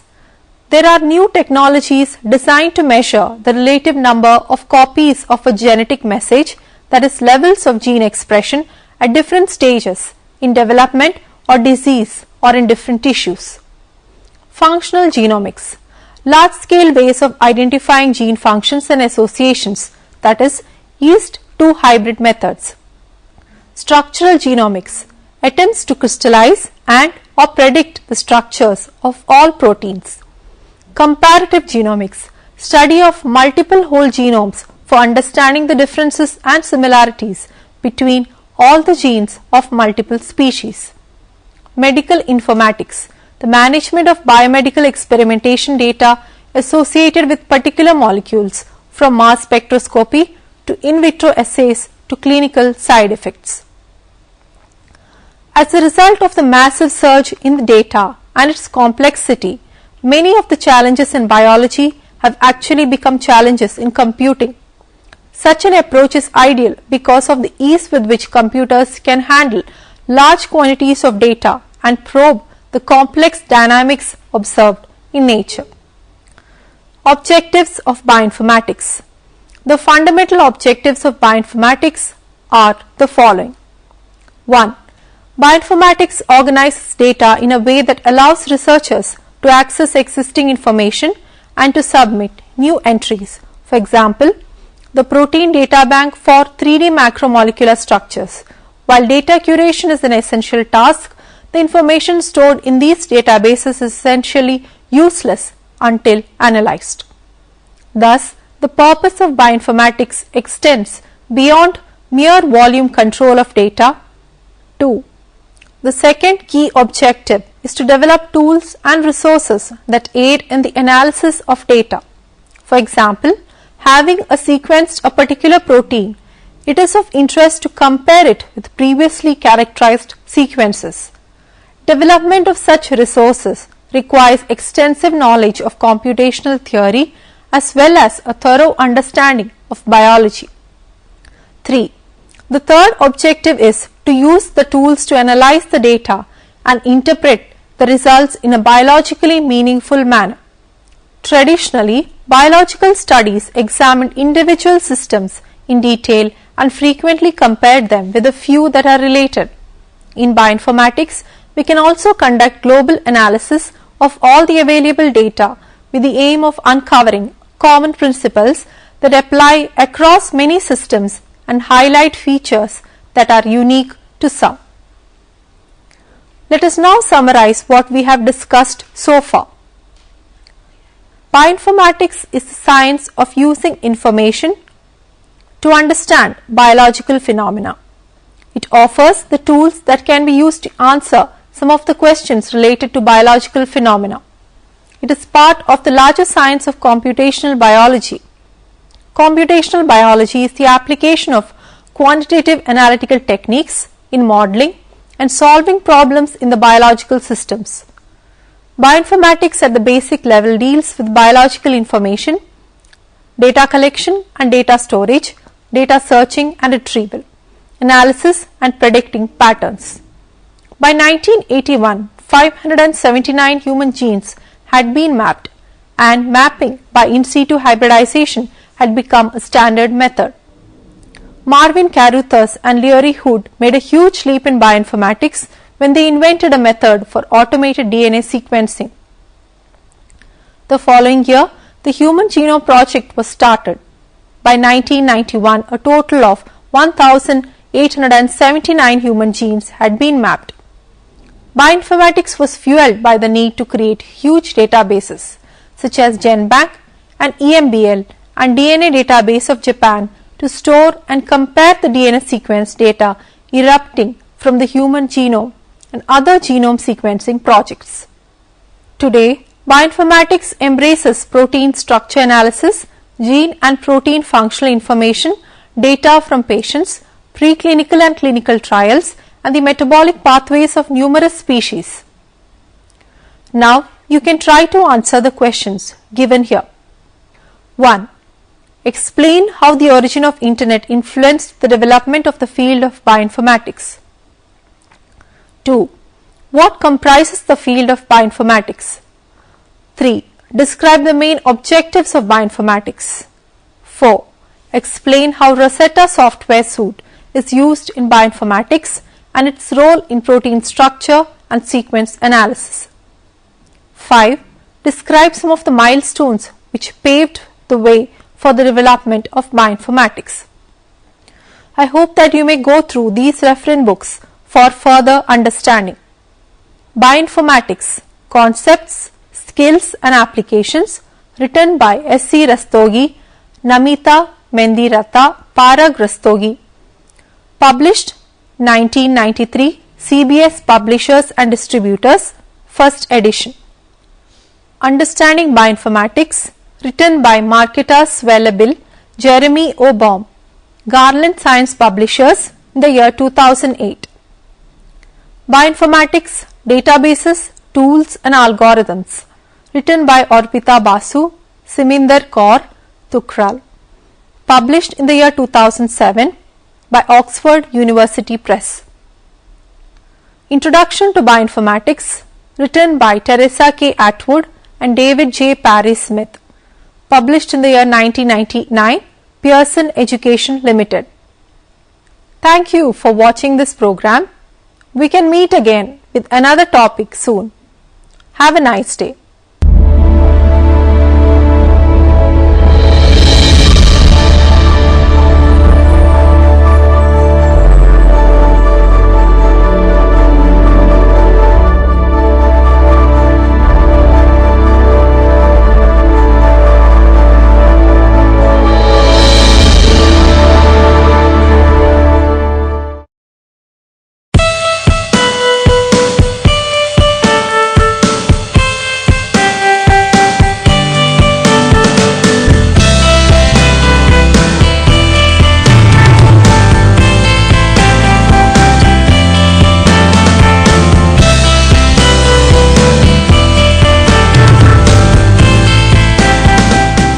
Hello and welcome to the topic Micro Teaching Procedure, Advantages and Limitations.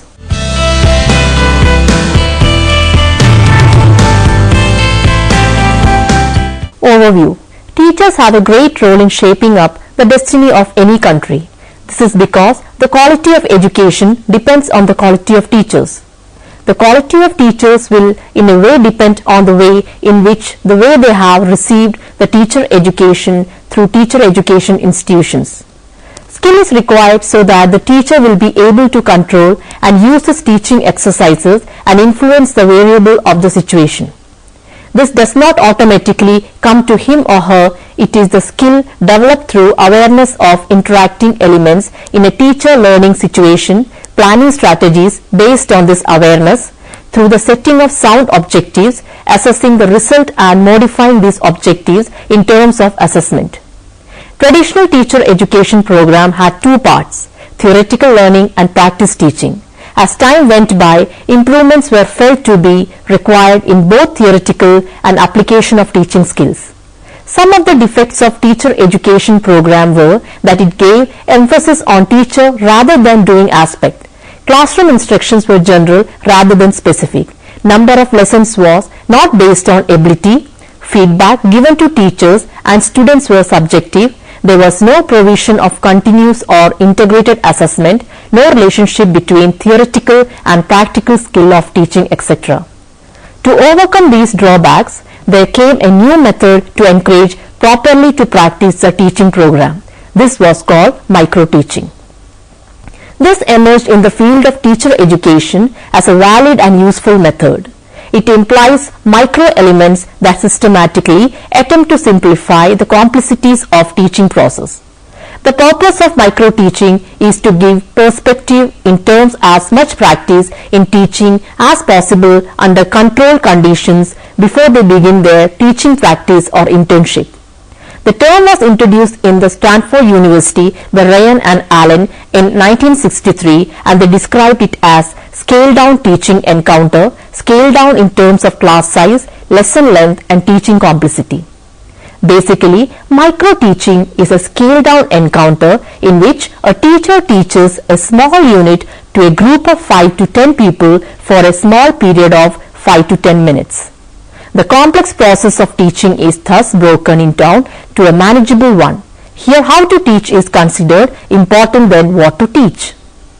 Micro-teaching as a technique of teaching was selected for training because it was easy to handle, had wide applicability across subjects and had acceptability by teachers due to its analytical approach to teaching and classroom applicability.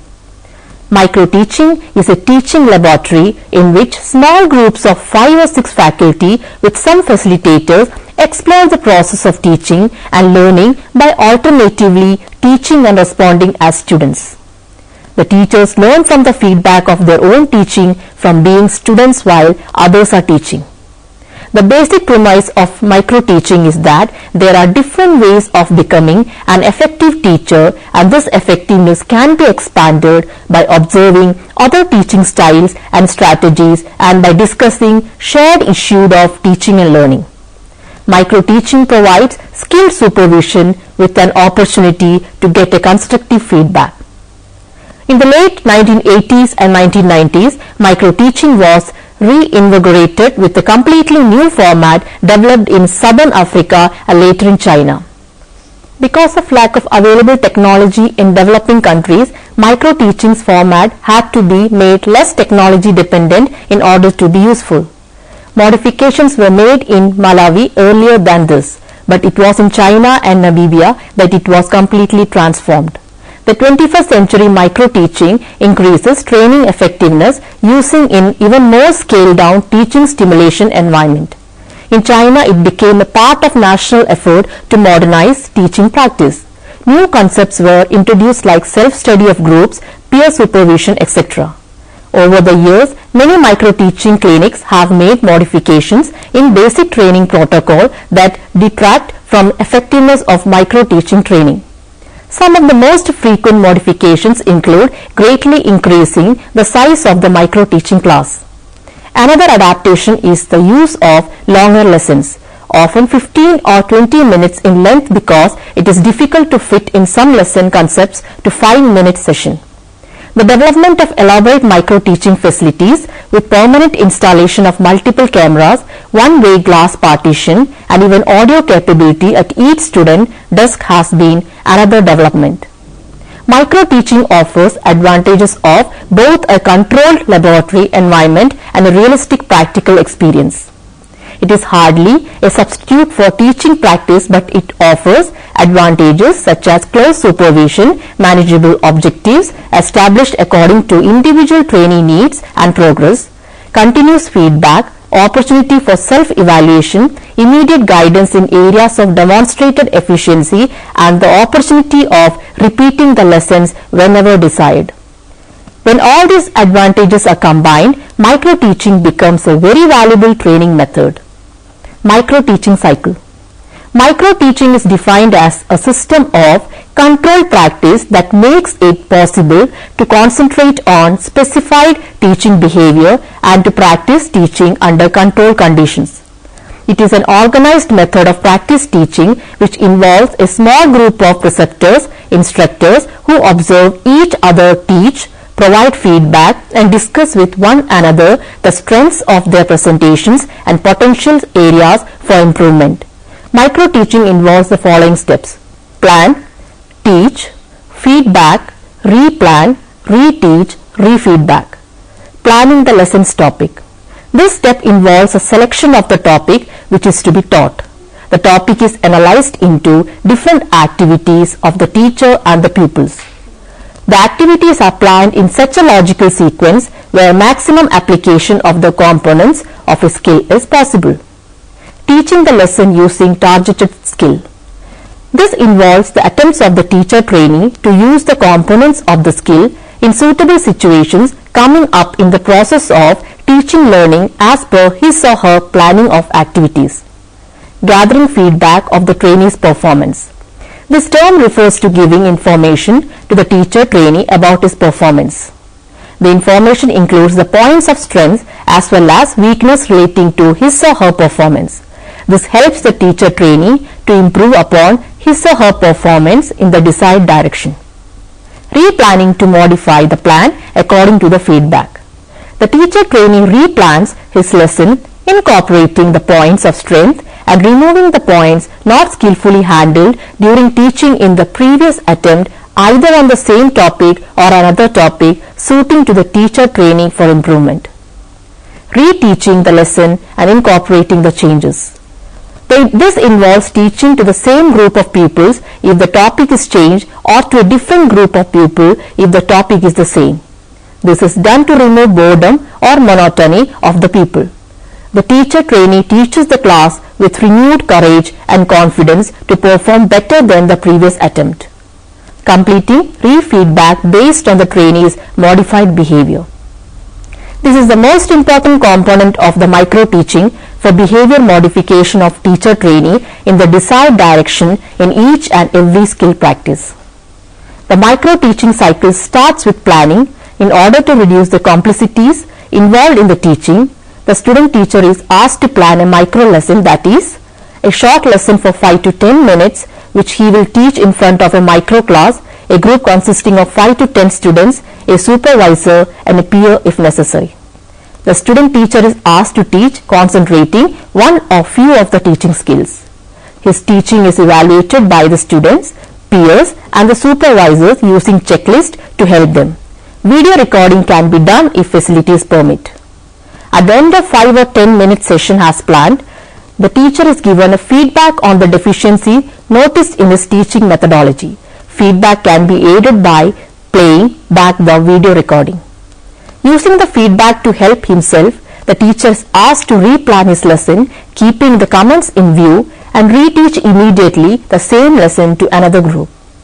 Such repeated cycles of teaching, feedback and reteaching help the teacher to improve his teaching skills. It is important, however, that the cycle is used purely for helping the teacher and not as a tool for making a value judgment of his teaching capacity by his superiors. Procedure of micro-teaching. The micro-teaching program involves the following steps: particular skill to be practiced is explained to the teacher trainees in terms of purpose and components of the skill with suitable examples. The teacher trainer gives the demonstration of the skill in micro teaching in simulated conditions to teacher trainees. The teacher trainee plans a short lesson plan on the basis of the demonstrated skill for his or her practice. The teacher trainee teaches the lesson to a small group of people. His lesson is supervised by the supervisor and peers. On the basis of the observation of a lesson, the supervisor gives feedback to the teacher trainee. The supervisor reinforces the instances of effective use of the skill and draw attention of the teacher trainee to the points where he could not do well. In the light of the feedback given by the supervisor, the teacher trainee replans the lesson plan in order to use the skill in more effective manner in the second trial. The revised lesson is taught to another comparable group of people. The supervisor observes the reteach lesson and gives re-feedback to the teacher trainee with the convincing arguments and reasons. The reteach cycle may be repeated several times till adequate mastery level is achieved. So according to the above steps, there are three phases of micro-teaching procedure. They are knowledge acquisition phase. In this phase, the teacher trainee learns about the skill and its components through discussion, illustrations and demonstration of the skill given by the expert. He learns about the purpose of the skill and the condition under which it proves useful in the teaching learning process. The teacher trainee tries to gain a lot about the skill from the demonstration given by the expert. He discusses and clarifies each and every aspect of the skill. Skill acquisition phase. On the basis of the demonstration presented by the expert, the teacher trainee plans a micro lesson for practicing the demonstrated skill. He practices the teaching skill through the micro teaching cycle and continues his efforts till he attains mastery level. The feedback component of micro teaching contributes significantly towards the mastery level acquisition of the skill. On the basis of the performance of the teacher trainee in teaching, the feedback is provided for the purpose of change in behavior of the teacher trainee in the desired direction. Transfer phase. After attaining mastery level and command over each of the skills, the teacher trainee integrates all these skills. Actual classroom teaching is done during this transfer phase. Advantages of micro teaching. Micro teaching is a highly individualized training device. It is an experiment in the field of teacher education which has been incorporated in the practice teaching schedule. Micro teaching is a student teaching skill training technique and not a teaching technique or a method. Micro teaching gives instructors an opportunity to safely put themselves under the microscope of a small group audience, but also to observe and comment on other people's performance. Micro teaching is an excellent way to build up skills and confidence, to experience a range of lecturing styles and to learn and practice giving constructive feedback.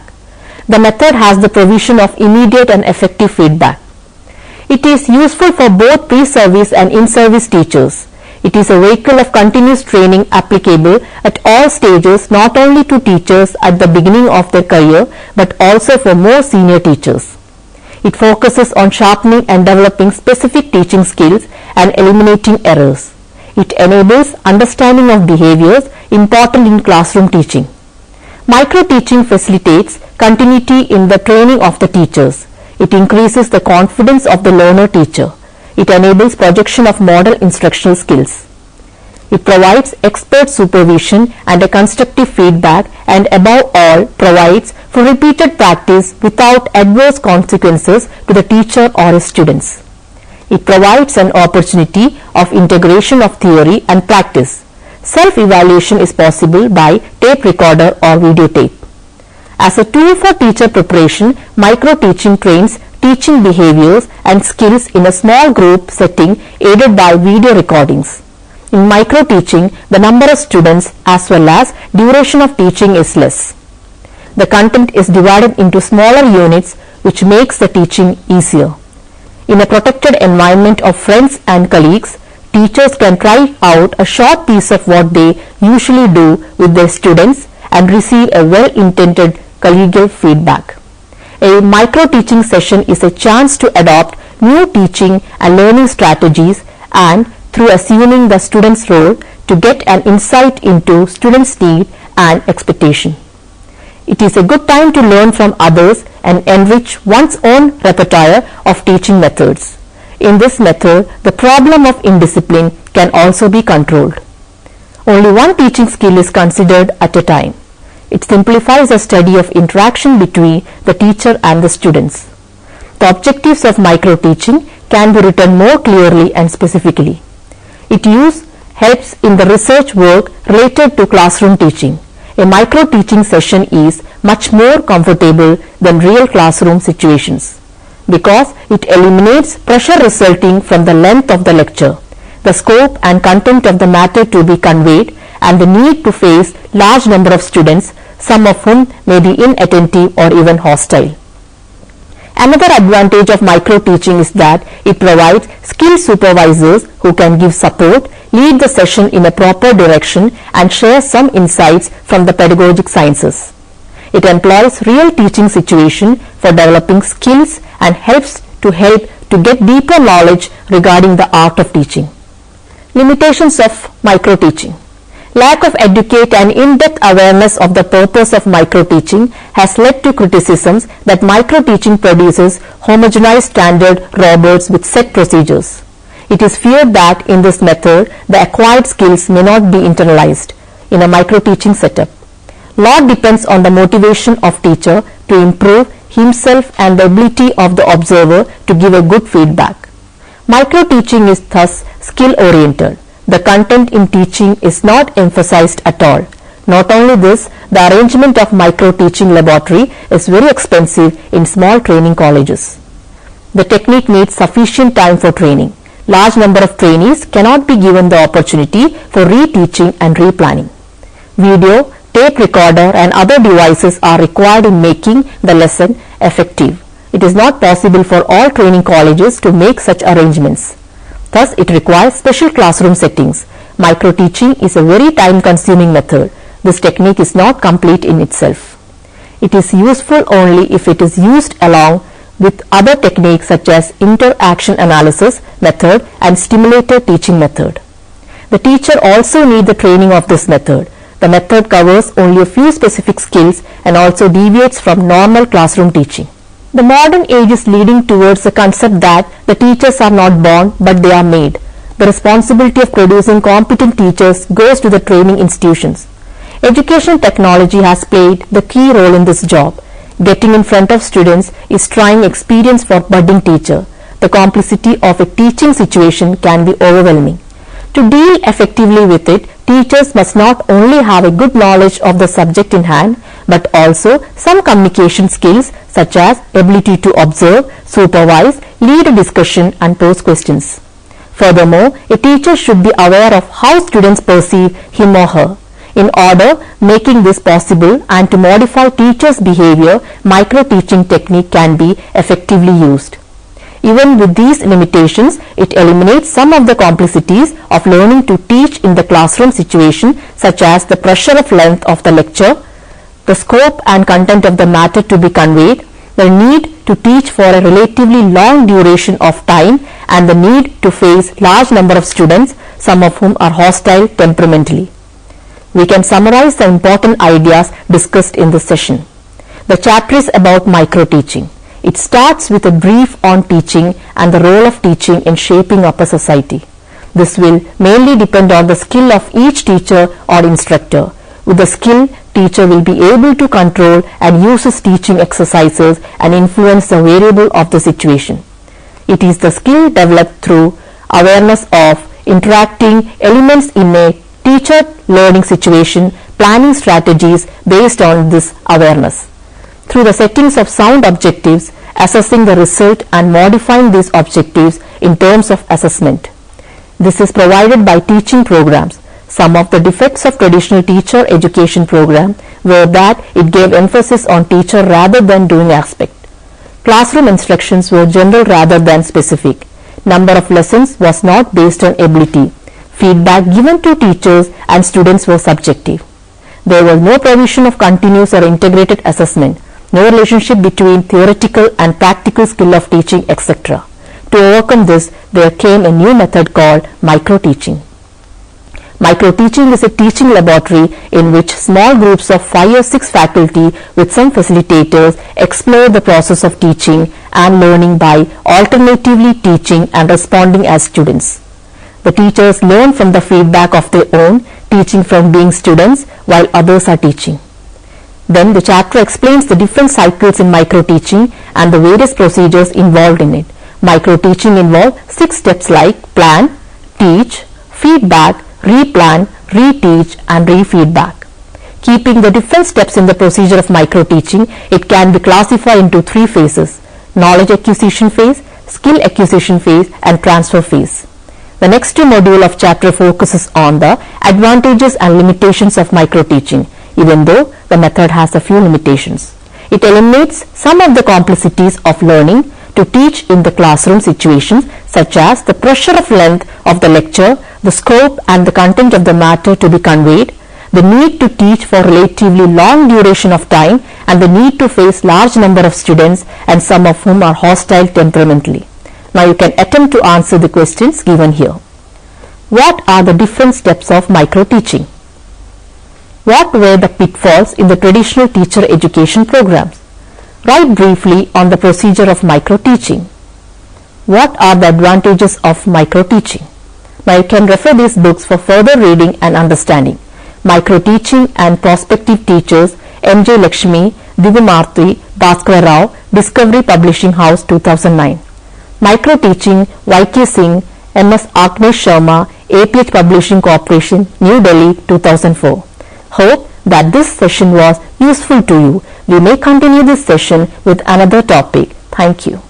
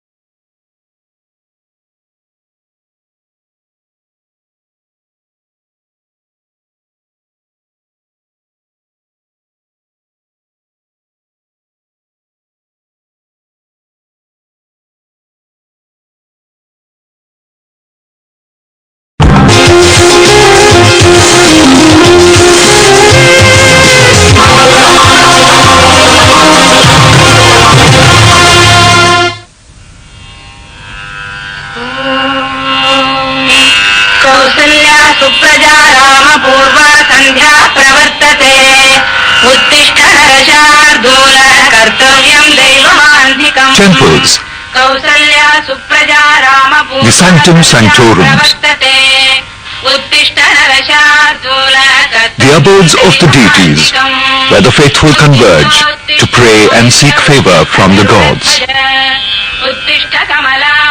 These temples that are a sight to behold are a part of mainstream Hindu belief. But the abodes of gods and goddesses can be different. Like these smaller, plainer places of worship. In the Malabar region of Kerala, these little abodes, called kavas, have been a part of folk tradition since time immemorial. The forces of nature that form the foundation of primitive religion are the focus of worship in the kavas. These centers of folk worship are generally owned by the lower castes. Unlike in other temples, there are no idols here. Instead, there are other objects of worship like mirrors and weapons or certain sacred icons called tidamba, which are not permanently installed in the abode.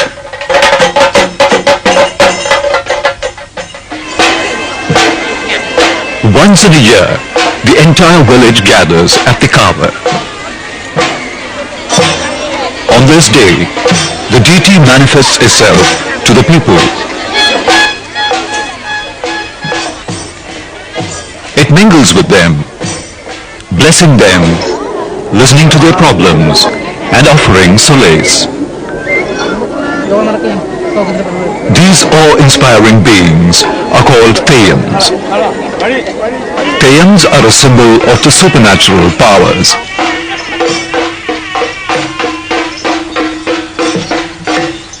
It's a form of folk worship that is rooted in myth, fable, and folk rituals.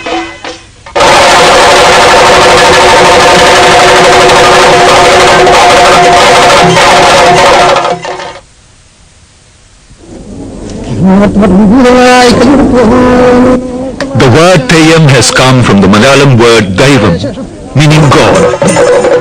As the belief goes, the god temporarily possesses the performer. No wonder then that the Theyyam performer has all the magnificence of the gods. Over the years, Theyyam has developed into a fine folk art form of Kerala, clearly distinct from the classical performing arts like Kathakali. There are about 400 Theyyam forms in Malabar covering the districts of Calicut, Kannur and Kasaragod. Kannur is the cradle of Theyyam. Apart from the kavas, the sacred groves, Theyyam is performed in houses and fields after the harvest. Usually, in the post-monsoon period of October to May, the villages in North Malabar stay awake, entranced by the music. Attired in colorful costumes, with impressive headgears, the dancing Theyyams do not keep their distance. They freely interact with the people who throng in large numbers to be a part of the spectacle, a fine blend of art and ritual.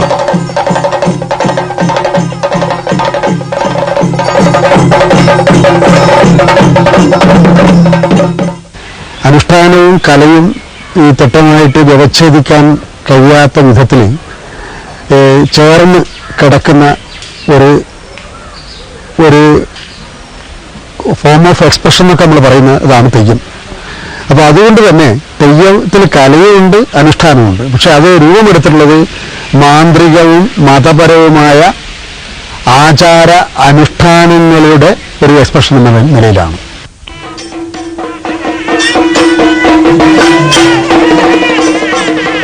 As a ritualistic art and a remnant of feudalism, there is a caste-based rigidity in its performance. It cannot be performed by just anyone. Generally, it is the right of certain castes to perform certain Theyyams.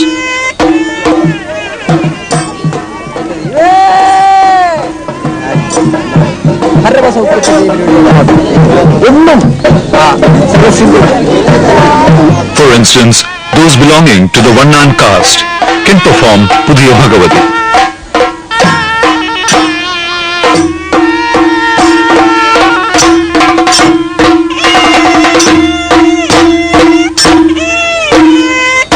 The Malayan are to perform the Guligan Theyyam.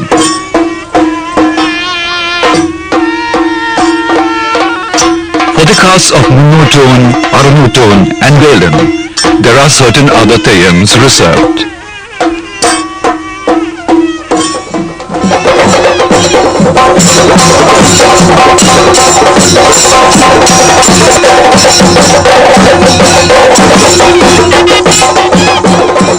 However, there is the involvement of other castes too.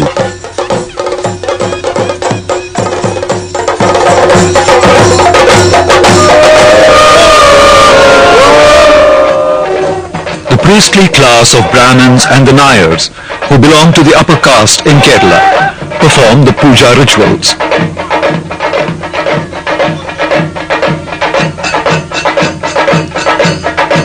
While the Thiya community has the right to attend to the ritual pyre and other related jobs. അങ്ങനെ ഒരു ഗ്രാമത്തിന്റെ ഉത്സവമായി ജാതിയുടെ ചിന്തകൾ ഒട്ടും തന്നെ ഇല്ലാതെ മാറ്റി നിർത്തിക്കൊണ്ട് ഓരോ ജാതിക്കും അവരുടേതായ സംഭാവനകൾ നൽകിക്കൊണ്ട് ഒരു ഗ്രാമത്തിന്റെ ഉത്സവമായി ഒരു തെയ്യം കലാശിക്കുകയാണ് ഒരു കൊല്ലത്തേക്ക്. അവിടെ ഉണ്ടാകുന്ന പരസ്പരം ഉണ്ടാകുന്ന വഴക്കുകൾ, കേസുകൾ, സത്യദോഷങ്ങൾ ഇത് മുഴുവൻ ഗ്രാമക്കോടതികളായി തീരുകയാണ്. Thus, every Theyyam performance is an opportunity for the getting together of the community. Theyyam proclaims the victory of virtue over evil. People go with a firm belief that the deities will provide them relief. And this belief and the community involvement has kept Theyyam alive in its pristine form across the centuries. The performance begins in the evening and stretches far into the night, often well into the next day. Most Theyyams consist of 3 different stages. The first is Thotam, the initiation stage. When the oracle offers him the ritual presentation called Kodila, he is said to acquire certain supernatural powers. The performer, without elaborate face paintings and ornate headgear, beats the drum. To the rhythm of the drum, he then chants mantras praising the gods and narrating the ancient myths.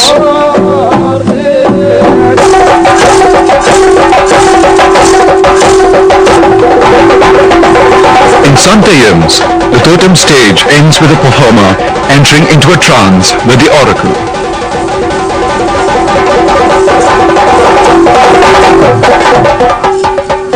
The Thotam in some other Theyyams begins with the performer receiving the Kodela with lighted wicks, as for instance in the Vishnumurti Theyyam.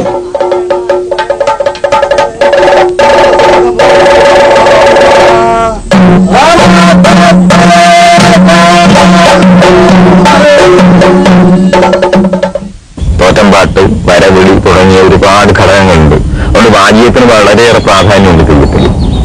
പിന്നെ ആഹാര്യം എന്ന് പറയുന്നതാണ് ഒരുപക്ഷെ തെയ്യത്തെ ലോകം നിന്ന് വളരെ വളരെ ആകർഷണീയതയോടെ അത് സ്വീകരിക്കുന്നത് ഇതിന്റെ ആഹാര്യ ശോഭ കൊണ്ടാണ്. അതിന്റെ ഉട്ടുകെട്ട്, അതിന്റെ കിരീടം, പിന്നെ വർണ്ണത്തിന്റെ സങ്കലനം, ചോപ്പിന്റെ അനുബന്ധമായ നിറങ്ങളും ചേർത്തിട്ടുണ്ടാകുന്ന പ്രത്യേക തരത്തിലുള്ള ഒരു വർണ്ണപ്പൊലിഞ്ഞുണ്ട്. പിന്നെ വൈവിധ്യമുള്ള രൂപങ്ങളും. Colorful as they are, it is red that has a dominating place in Theyyam. The facial makeup differs from one Theyyam to another. The faces are done up by the performers themselves using natural substances like stone and mud, turmeric, rice flour and charcoal. These natural colors transform the ordinary human face into the powerful yet benign countenance of a god.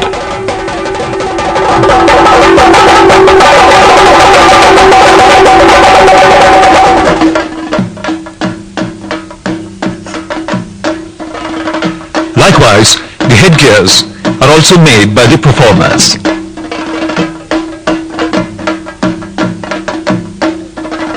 Wood pieces carved with floral designs are joined to form the frame of the headgear. On these, a variety of motifs are painted.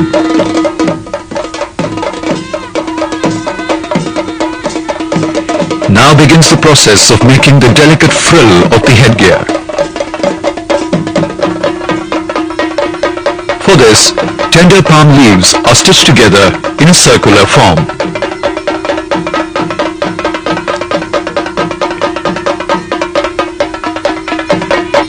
Using materials such as bamboo, areca nut fronds, and the stem of the banana plant, and skillfully converting them into decorative elements of the headgear is a creative job, and the Theyyam artists are experts in their craft. In some headgear, gilded paper and metal pieces are stitched onto the red cloth to give it a glittering finish. The headgears of some Theiyyams are circular, like that of the Rakta Chamundi. Some others have longer headgear, for instance the headgear of the Guligan Theyyam.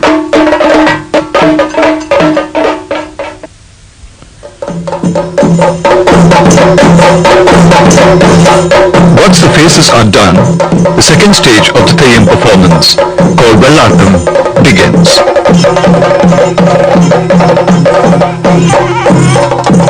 Here, besides the Aharya and Vajika Abhinayas, the performer indulges in gestures.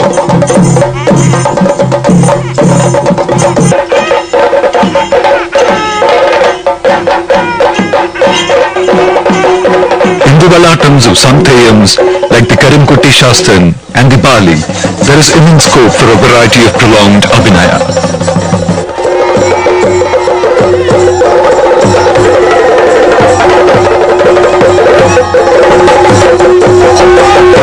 When the drumbeat intensifies, the performer is believed to attain more powers in the process of his transformation. The Vellattam in the Wayanata Kulavan Theyyam also affords immense dramatic scope. Following this is the last and most important stage of the performance. This begins with the performer wearing his majestic headgear.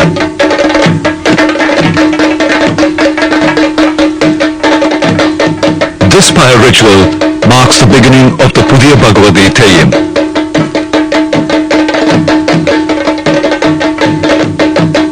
While the performer gets ready, the pyre ritual continues.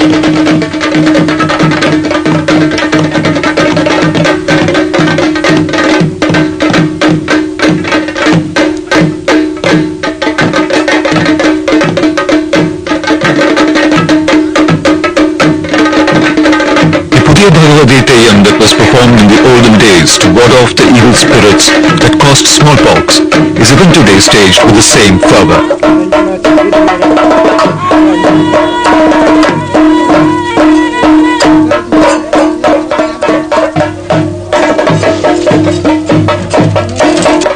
With burning wicks attached to his body and headgear, Pudhiya Bhagavati stands out as the most spectacular of all the Theyyams.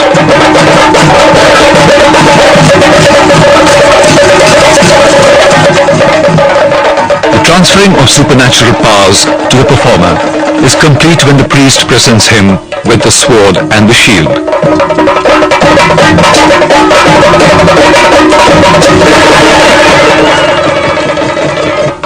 With these powers, he is believed to gain access to the good and the evil spirits.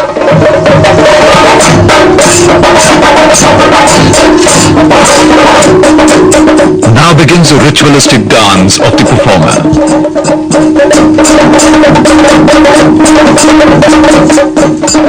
It demands amazing felicity of body and presence of mind, as the performance may last for hours. The beat gets louder and the performer goes into a unique trance. Replete with traditional theatre qualities, actor-to-character transformation is the key element of this folk art form.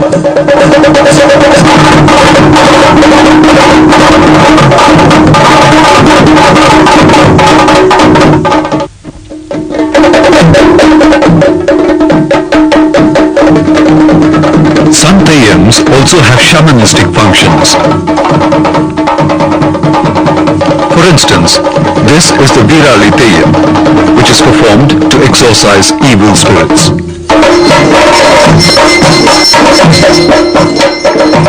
This is the Pookutti Shastri. These Theyyams differ markedly in appearance from other Theyyams. Yet another Theyyam with shamanistic functions is the Guligan. Unlike other folk art forms, Theyyam is very much alive today. ഇന്നിപ്പോ ഇത് നല്ല ഭാവിയായിട്ട് തന്നെ കാണുന്നുണ്ട്. കാരണം ഇന്ന് പല ക്ഷേത്രങ്ങളും നശിച്ചു പോയ ക്ഷേത്രങ്ങളിൽ നിന്ന് പുനരുദ്ധാരണം ചെയ്തു പുനഃപ്രതിഷ്ഠ ചെയ്തു. എത്രയോ ക്ഷേത്രങ്ങൾ ഈ നാട്ടിൽ തന്നെ ഒരു 10-30 ക്ഷേത്രം ഈ നാട്ടിൽ തന്നെ ഇപ്പം ഒരു 4-5 കൊല്ലമായിട്ട് വളർന്നു വരുന്നുണ്ട്. അപ്പൊ അതിനനുസരിച്ചുള്ള പുരോഗതി നമുക്കും വരുന്നുണ്ട്.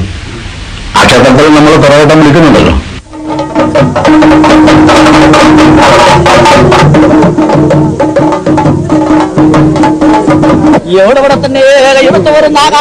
In North Malabar, Theyyam is more than a folk art form.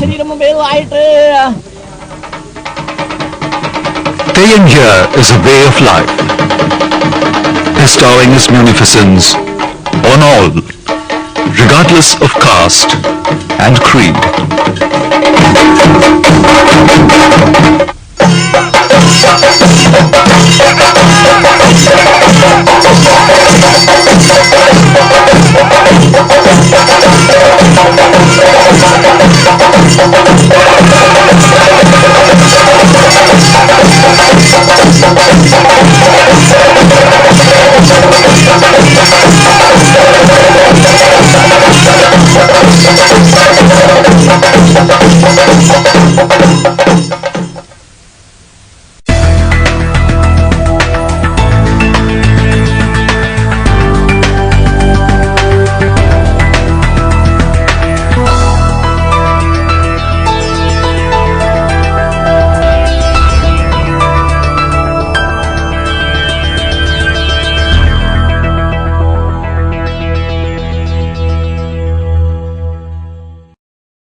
Welcome back. In this session, we'll discuss primary sources of information. Sources of information are often considered primary, secondary or tertiary depending on the originality and proximity of when it was created.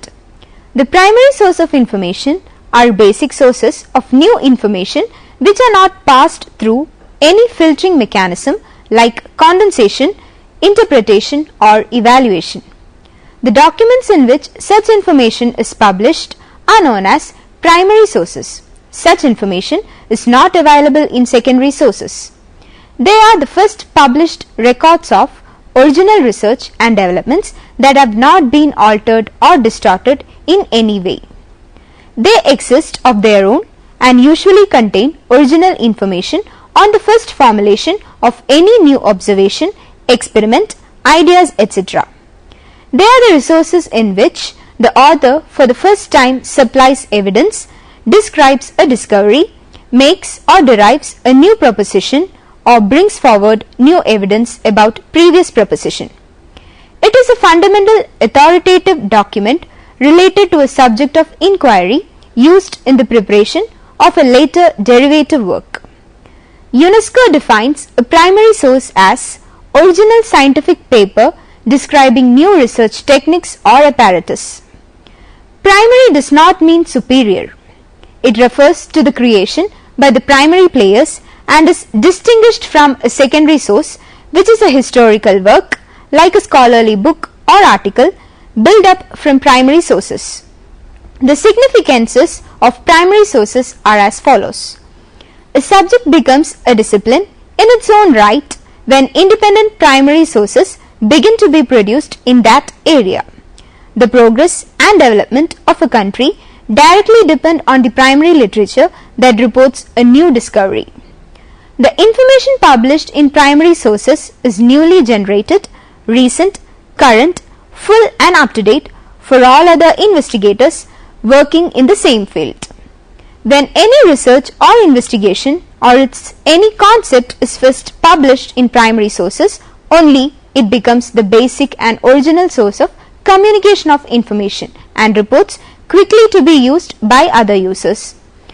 Publication of primary sources of information avoids duplication in the research. thus saves time, money and labor to be spent on it. It also acts as a guide to the researcher engaged in the same field by pointing out what has been done and up to what level, etc. The primary source of information help in the compilation of secondary and tertiary sources of information. Often, primary sources of information may be the only source of information in existence. There are certain primary sources of information which remain unpublished. Very often, these may be consulted for historical interest. Such materials include laboratory notebook, memoranda, diaries, letters to and from a particular individual, company, etc. Primary sources may also be in other forms, including interviews, recordings, paintings, or even computer software, email correspondence and web pages. Examples of primary sources include periodicals, research or technical reports, conference proceedings, patents, standards, theses and dissertations, research reports, trade literature, laboratory notebooks, official publications, correspondence, personal files, personal papers, letters, both personal and business, diaries and journals, both personal and business, photographs and paintings, sketches, original maps, etc. Advertisements, posters and banners, memoirs, genealogy records, both personal or family and from public records, news footage, newsreels, videotapes or audio tapes, etc. Newspaper articles written at time of the event, oral histories, minutes of meetings related to the event, vital records, birth and death records, census records, code records, tax records, property records, church registers or other public and private records, material artifacts, physical objects or evidence related to the event, including articles of clothing, furnishings, coins, stamps, buildings, tools, weapons, etc.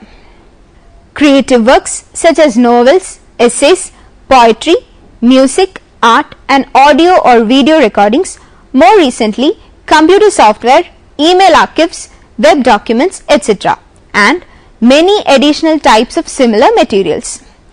Primary sources are characterized by their content regardless of whether they are available in original format, in microfilm or microfiche, in digital format or in published format. Primary periodicals. A periodical is anything that comes out with regular issues. A daily newspaper, a weekly news magazine, a monthly journal and annual book series are all examples of periodicals. Many periodicals are written for a general audience whose readers are not expected to have specialized knowledge or training. However, probably even more periodicals are written for specialists and have articles that are difficult for readers who lack that background. These periodicals written for a scholarly audience are called journals. Scientific periodicals are still the most important source of information for science.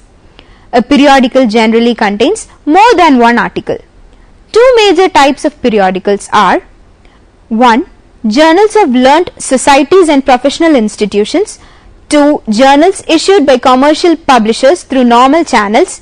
In addition, there are two minor types. These are house journals issued by firms to promote good relations with staff and customers, and controlled circulation journals often containing essentially trade catalog material and issued free.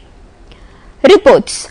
A report or account is any informational work made with specific intention of relaying information or recounting certain events in a widely presentable form. Written reports are documents which present focused, salient content to a specific audience. Reports are often used to display the result of an experiment, investigation or inquiry. The audience may be public or private, an individual or the public in general. Reports are used in government, business, education, science and other fields. Reports use features such as graphics, images, voice or specialized vocabulary in order to persuade that specific audience to undertake an action. Some examples of reports are scientific reports, recommendation reports, white papers, annual reports, auditors reports, workplace reports, census reports, trip reports, progress reports, investigative reports, budget reports, policy reports, demographic reports, credit reports, appraisal reports, inspection reports, military reports, bound reports, etc. Reports are a very useful method for keeping track of important information. The information contained in reports can be used to make very important decisions that affect our lives daily. Patents. A patent is a right granted by a sovereign state to the owner of an invention for a limited period of time in exchange for detailed public disclosure of the invention that prevents other forms of making, using, importing or selling the invention without his permission. Patents are a form of intellectual property. A patentable invention can be a product or a process that gives a new technical solution to a problem. It can also be a method of doing things, the composition of a new product, or a technical improvement on how certain objects work. In modern usage, the term patent usually refers to the right granted to anyone who invents any new, useful or non-obvious process, machine, article of manufacture or composition of matter. Some other types of intellectual property rights are also called patents in some jurisdictions. Industrial design rights are called design patents, plant breeders' rights are sometimes called plant patents, and utility models are sometimes called petty patents or innovation patents. The procedure for granting patents, requirements placed on the patentee and extent of the exclusive rights vary widely between countries according to national laws and international agreements. Typically, however, a granted patent application must include one or more claims that define the invention. A patent may include many claims, each of which defines a specific property right. The exclusive right granted to a patentee in most countries is the right to prevent others, or at least to try to prevent others, from commercially making, using, selling, importing or distributing a patented invention without permission. Under the World Trade Organization's Agreement on Trade-related Aspects of Intellectual Property Rights, patents should be available in WTO member states for any invention in all fields of technology, and the term of protection available should be a minimum of 20 years. Nevertheless, there are variations on what is patentable subject matter from country to country. Standards. A standard is a document that provides requirements, specifications, guidelines or characteristics that can be used consistently to ensure that materials, products, processes and services are fit for their purpose.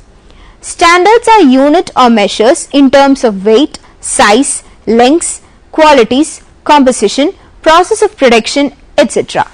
established by national and international organizations. Standards are finalized after thorough testing, research and study. The importance of standards in any industrial community is well known. To sustain the complicated mechanism of preparation, agreement and observance of standard practices in the various industrial and manufacturing processes, methods, measurements, terminologies, etc., there is need for a different type of information services. The standards are the best sources for such information. In non-industrial areas also, unification of practices through standards is being gradually attained. All standards are usually listed in the standardizing body's handbook, or list and selected standards are also noticed or reviewed in technical journals. Standards are also noticed in national and subject bibliographies. The information content of standards varies according to the nature of them. Some standard prescribes only the accepted quality or performance value of products. Example, fountain pen ink, electric cable, laboratory wares. Similarly, there are standard on test methods, weight, mass, practices and on technical terminology. The information content will naturally vary in all these standards. Specifications. A specification is a detailed, exact statement of particulars, especially a statement prescribing materials, dimensions and quality of work for something to be built, installed or manufactured. It is an explicit set of requirements to be satisfied by a material, product or service. The technical specification may be developed privately, for example, by a corporation, regulatory body, or it may be developed by standard organization, which often have most diverse input and usually develop voluntary standards. The word specification merely refers to the act of to state explicitly or in detail, or to be specific. A specification may refer to a type of technical standard. An in-service or maintained as specification specifies the condition of a system or object after years of operation, including the effects of wear and maintenance. Specifications may also refer to technical standards, which may be developed by any various kinds of organizations, both public and private. Example, organization types include a corporation, a consortium, a trade association, a national government, including its military, regulatory agencies and national laboratories and institutes, a professional association, a purpose-made standards organization such as ISO, or vendor-neutral developed generic requirements. Thesis and dissertations. A thesis or dissertation is a scholarly document submitted in support of candidature for an academic degree or professional qualification, presenting the author's research and findings. In some contexts, the word thesis or a cognate is used for part of a bachelor's or master's course, while dissertation is normally applied to a doctorate, while in other contexts the reverse is true. The term graduate thesis is sometimes used to refer to both master's thesis and doctoral dissertations. Dissertations and thesis may be considered to be grey literature. The required complexity and or quality of research of a thesis or dissertation can vary by country, university or program. Therefore, the required minimum study period may vary significantly in duration. Laboratory notebooks. A laboratory notebook is a primary record of research. Researchers use a lab notebook to document their hypothesis, experiments and initial analysis or interpretation of experiments. The notebook serves as an organizational tool, a memory aid, and can also have a role in protecting any intellectual property that comes from the research. The guidelines for lab notebooks vary widely between institution and between individual labs, but some guidelines are fairly common. The lab notebook is typically permanently bound and pages are numbered. The lab notebook is usually written as the experiments progress rather than at a later date. In many laboratories, it is the original place of record of data as well as any observations or insights. For data recorded by other means, the lab notebook will record that the data was obtained and the identification of the data set will be given in the notebook. Many adhere to the concept that a lab notebook should be thought of as a diary of activities that are described in sufficient detail to allow another scientist to replicate the steps. In laboratories with several staff and a common laboratory notebook, entries in the notebook are signed by those making them. Memorandum. A memorandum is an informal written brief, note, record, reminder or summary used as a means of communication or to outline the terms of an agreement in its draft stage. A memorandum can have only a certain number of formats. It may have a format specific to an office or institution. In law specifically, a memorandum is a record of the terms of a transaction or contract, such as a policy memo, memorandum of understanding, memorandum of agreement, or memorandum of association. Alternative formats include memos, briefing notes, reports, letters, or binders. They could be one page long or many. They may be considered as grey literature. Minutes of meetings. Minutes, also known as protocols or informally notes, are the instant written record of a meeting or hearing. They typically describe the events of the meeting, starting with a list of attendees, a statement of the issues considered by the participants, and related responses or decisions for the issues.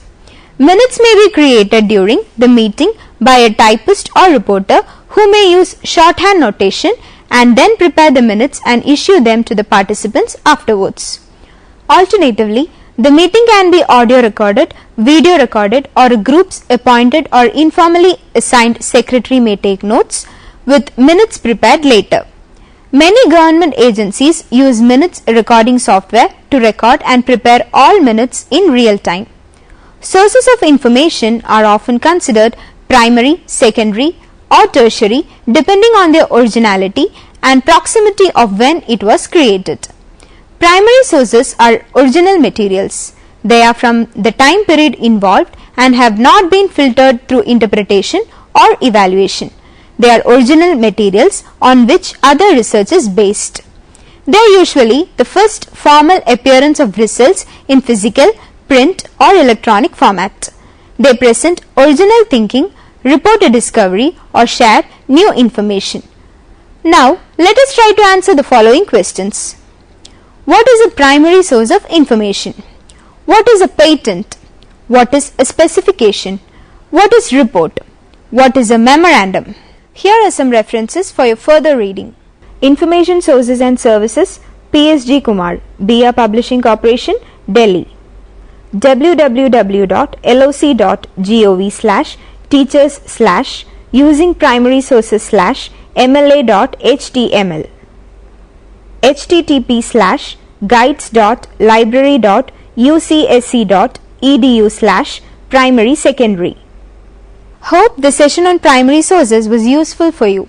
See you next time. Until then, bye.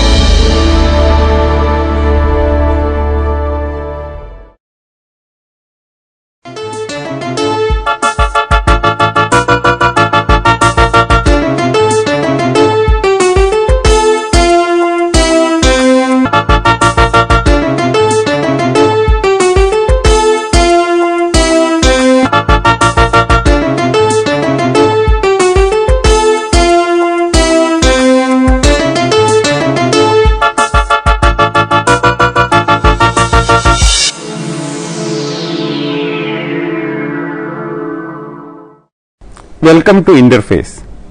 Today we are having Dr. E. Krishnan, former head of the department Mathematics, University College, Thiruvananthapuram with us. Hello sir. Hello. You are working in as a mathematics teacher. Yeah, that's right. All these days, even after your formal retirement. That's right. And today let us discuss something about mathematics, your feelings, your opinion, your suggestions regarding the teaching and learning of mathematics also. Okay. First question is this, why you like mathematics?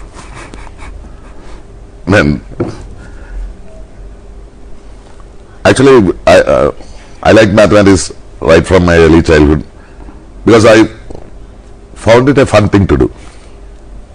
It was interesting, and solving problems was, little problems.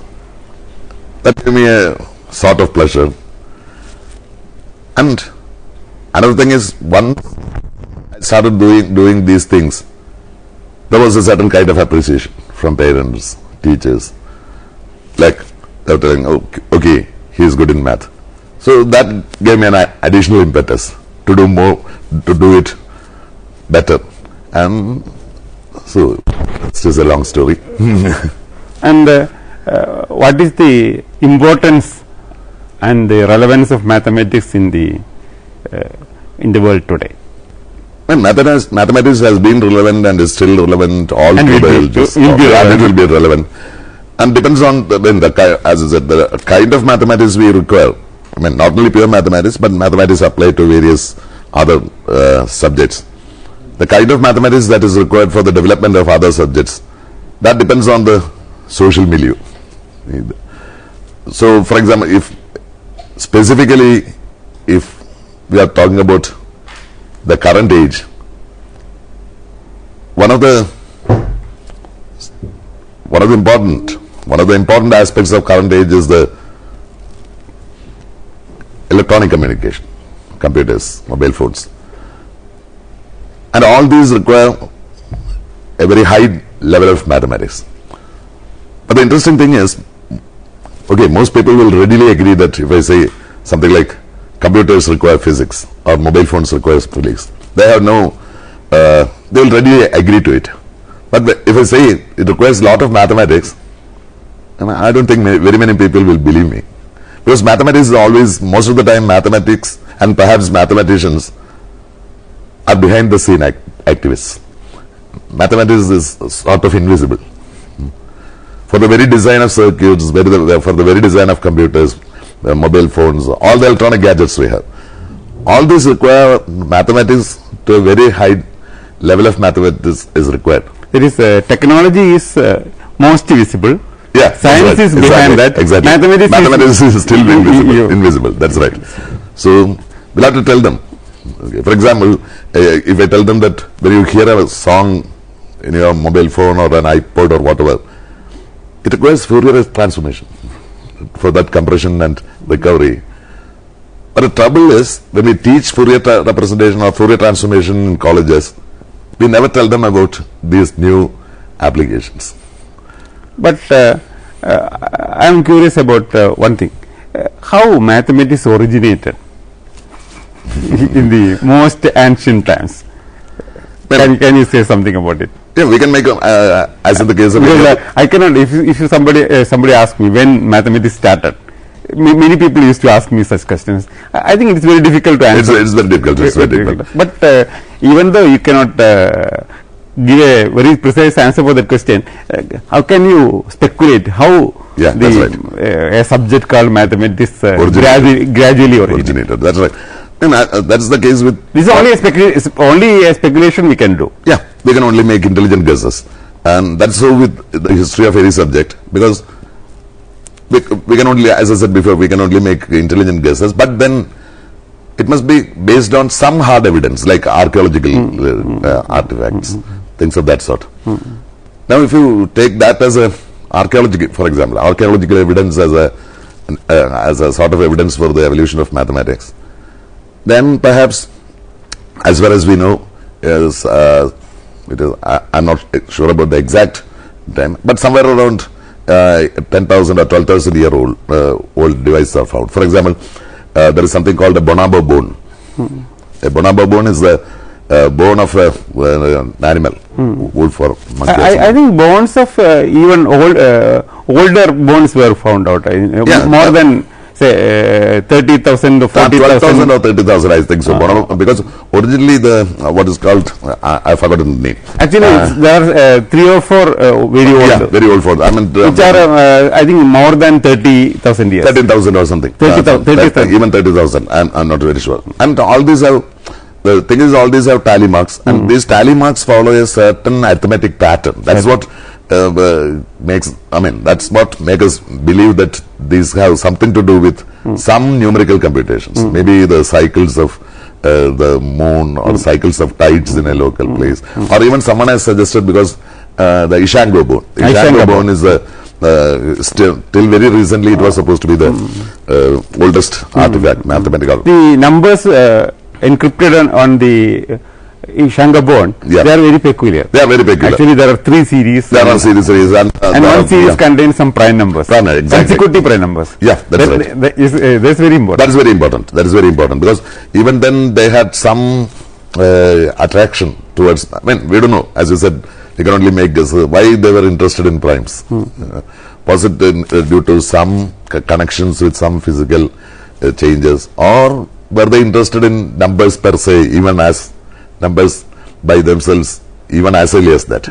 We know that at some stage, people working in mathematics, people working in mathematical computations, like in prediction of weather in agriculture and other things, at some stage, this class of people, the mathematics workers, they get to be interested in pure numbers and number relations, like Pythagorean triplets and so on.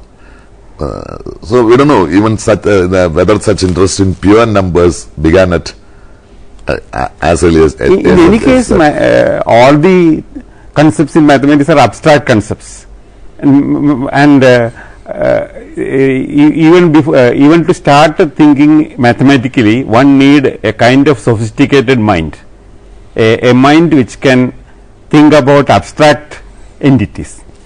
I'm not sure about that, because that all depends on what you call mathematics. Because, as you said, there is definitely an abstract component to the kind of mathematics we do nowadays. Thinking abstractly and communicating abstractly, that is a capability human beings acquired at a later stage, some people say. But then thinking abstractly and communicating abstractly, that is not peculiar to mathematics. That is in even language. From the mango tree and the coconut tree, and that the extracting tree as a generic thing, that itself is a high kind of abstraction. But that is the that needs the intelligence of a higher level. Definitely so. That is, the development of brain should be above a particular level, so that this kind of abstraction can be made. Commonality can be extracted, and commonality of various different apparently diverse objects, you extract a sort of commonality and give a name to that abstract thing. Numbers means that is a twofold abstraction. Right? From some, I think some, I have forgotten names. I tend to forget names nowadays. I think one mathematician said, we can say that mathematics began when numbers stopped being mere adjectives and became independent nouns.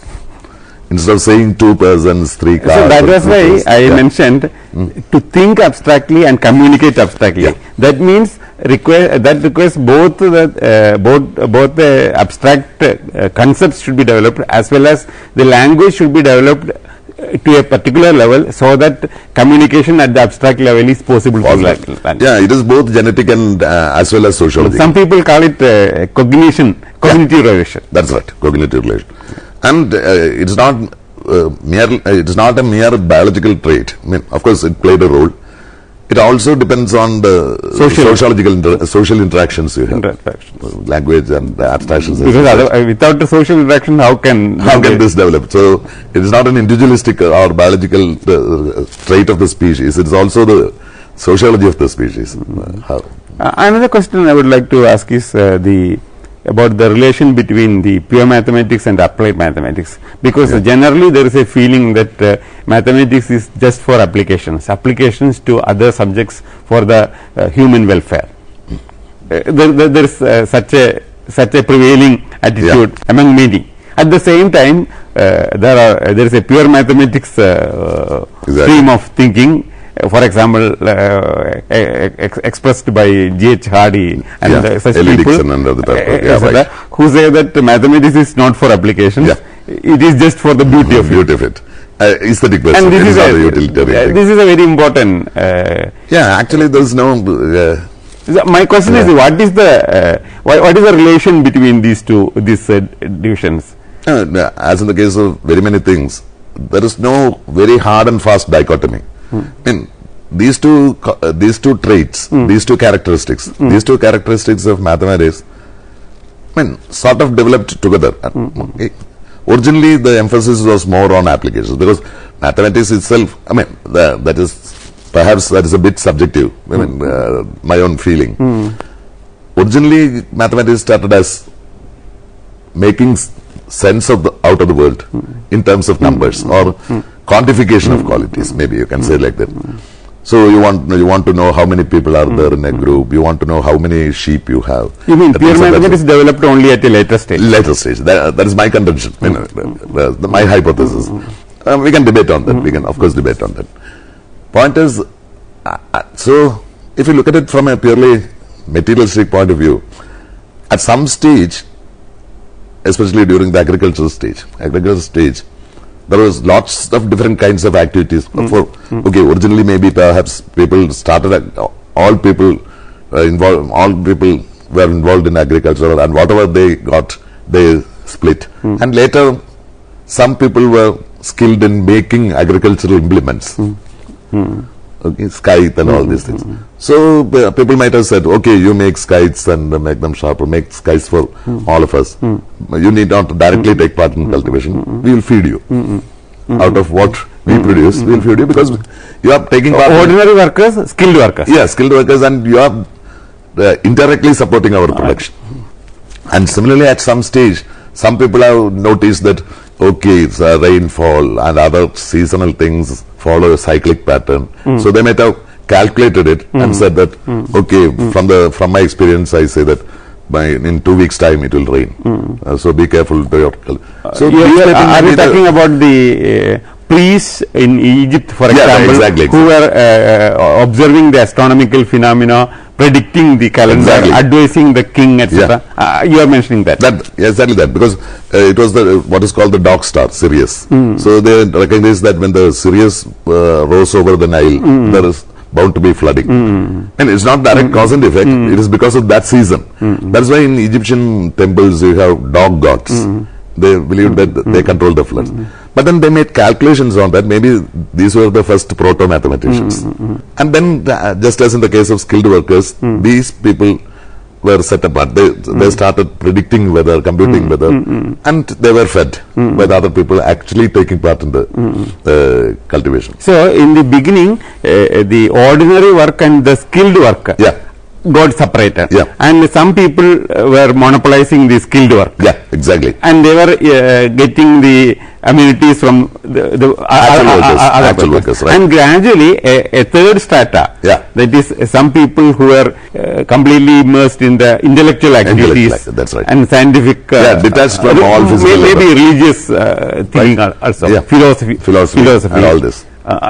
Such a category of people slowly arose and supported by the actual workers. We should always remember that.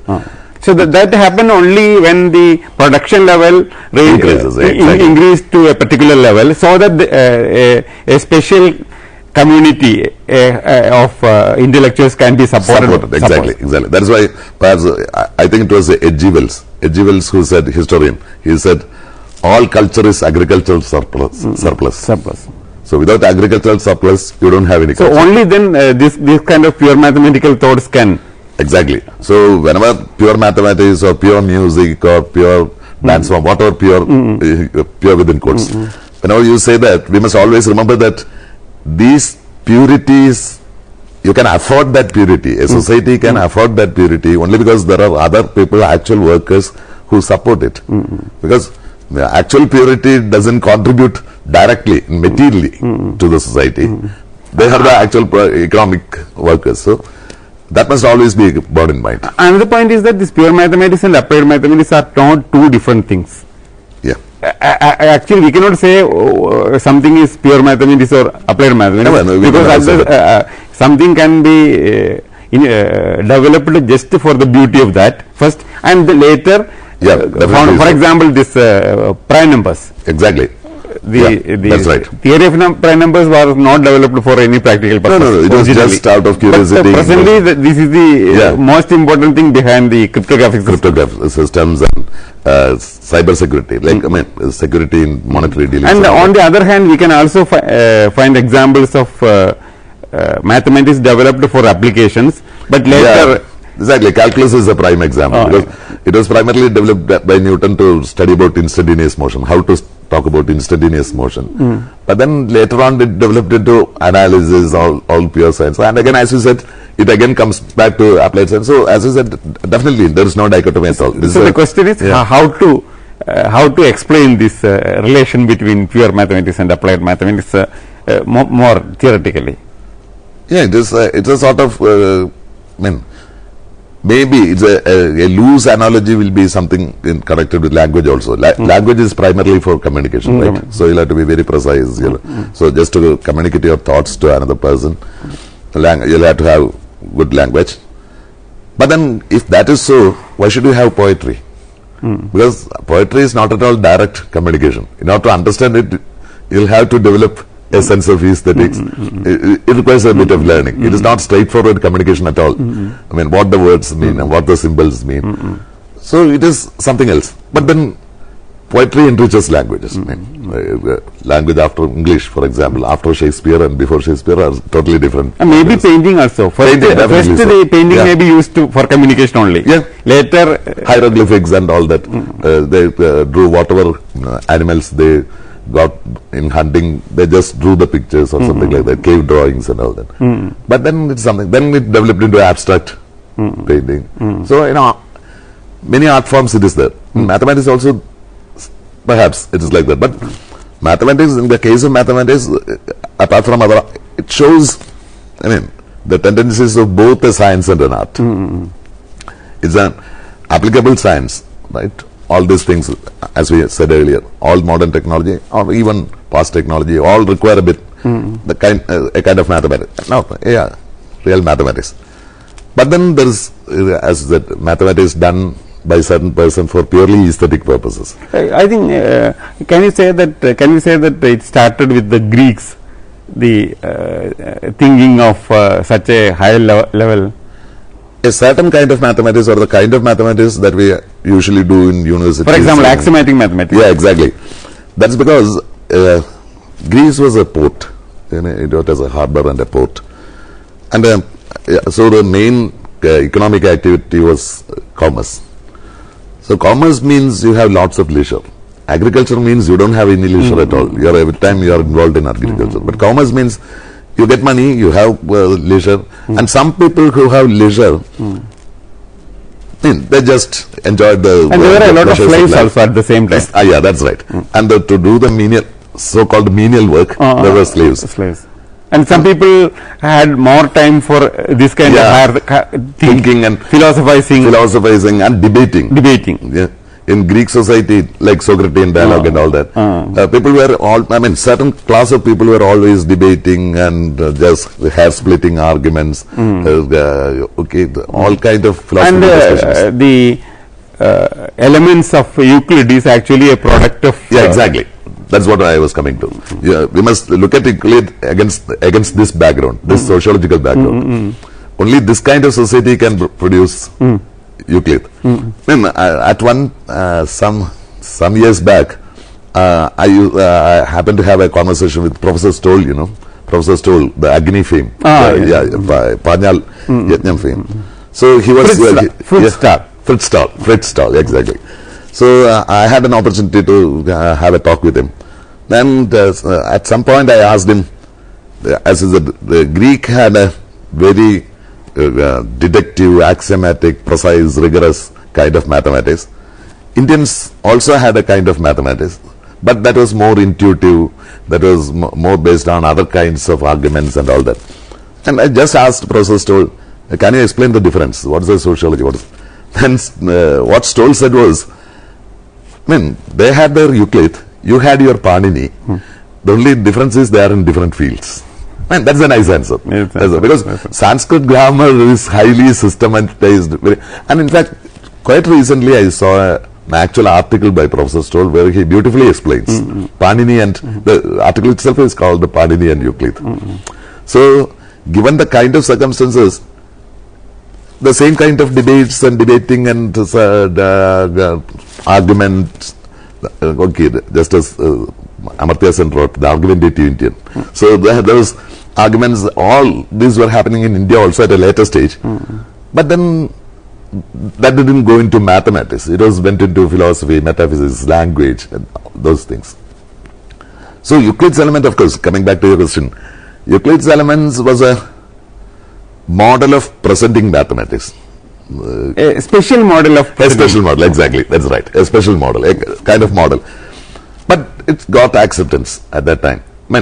It got... Not only it got acceptance at that time, centuries after centuries, the same textbook was used to teach school students. That is because... Even when we were learning mathematics, I think we were teaching almost just like the theorems as given in elements of Euclid. Yeah, because there again you'll have to look into the history of things. For example, Euclid did this in 4th century BC, and at that time there were certain arguments. Why should you try to prove the very obvious things? Certain criticisms. The point is that centuries after centuries, that same textbook without much difference, much improvements was used again and again. There again, And that is an important thing, because you cannot find another mathematics textbook used by the students for centuries. Centuries, that's right. I mean, again, Euclid, actually Euclid was not, after the decline of the Greek culture and the Roman Empire, during the Dark Ages, like the middle, till 14th century, for thousands of years nothing was taught, no mathematics. In fact, before that,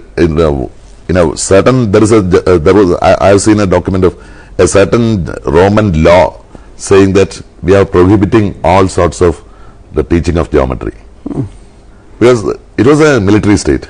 They didn't want people to think critically, so it was against geometry. Whereas Plato wrote, nobody who is not a geometer should enter. So history makes all kinds of these flip-flops. So what happened was, so at some stage, starting from the 12th century or till 14th century in the Europe, there was a sort of backlash against all these kinds of religious and other kinds of curtailment of knowledge and all that, especially because there was a merchant class rising.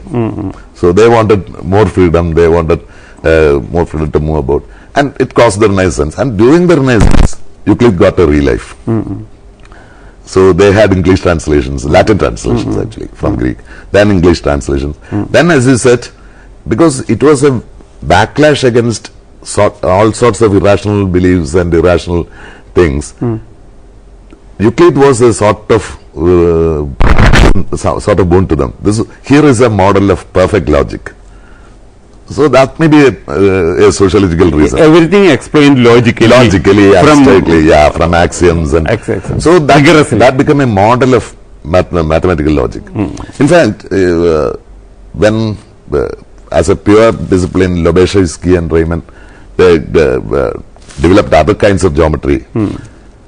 You see in Dostoevsky's Crime and Punishment, Dostoevsky's Brothers Karamazov, Ivan Karamazov is an intellectual. And Ivan Karamazov discusses all sorts of things, and at some point he says, we have all been thinking that everything logical is ultimately, the ultimate logical idea is from Euclid. Now even he is challenged. Now what are we supposed to do?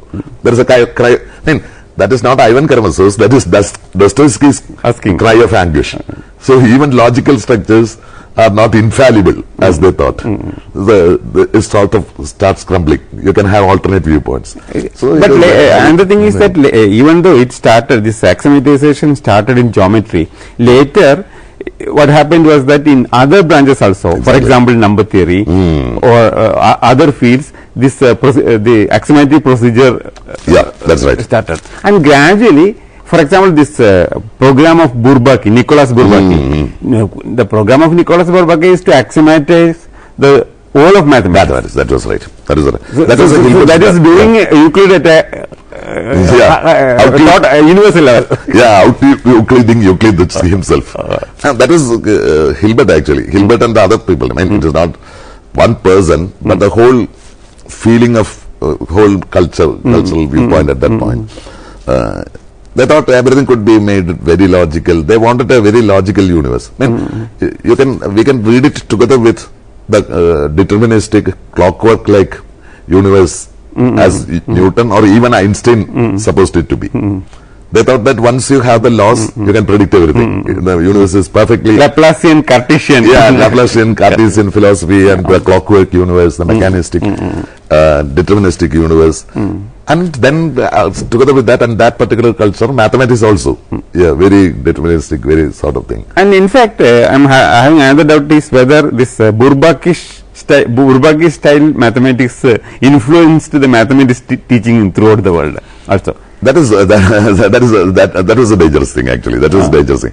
For when we talk about the foundations of mathematics and other things, this is a very good thing. You can get rid of all fallacies or contradictions and make it very nice, the foundations, so that we can be sure that whatever mathematics we are doing for research. Personally, in my one part of my life, I was much enamored by this Bourbaki style mathematics. I too was like that.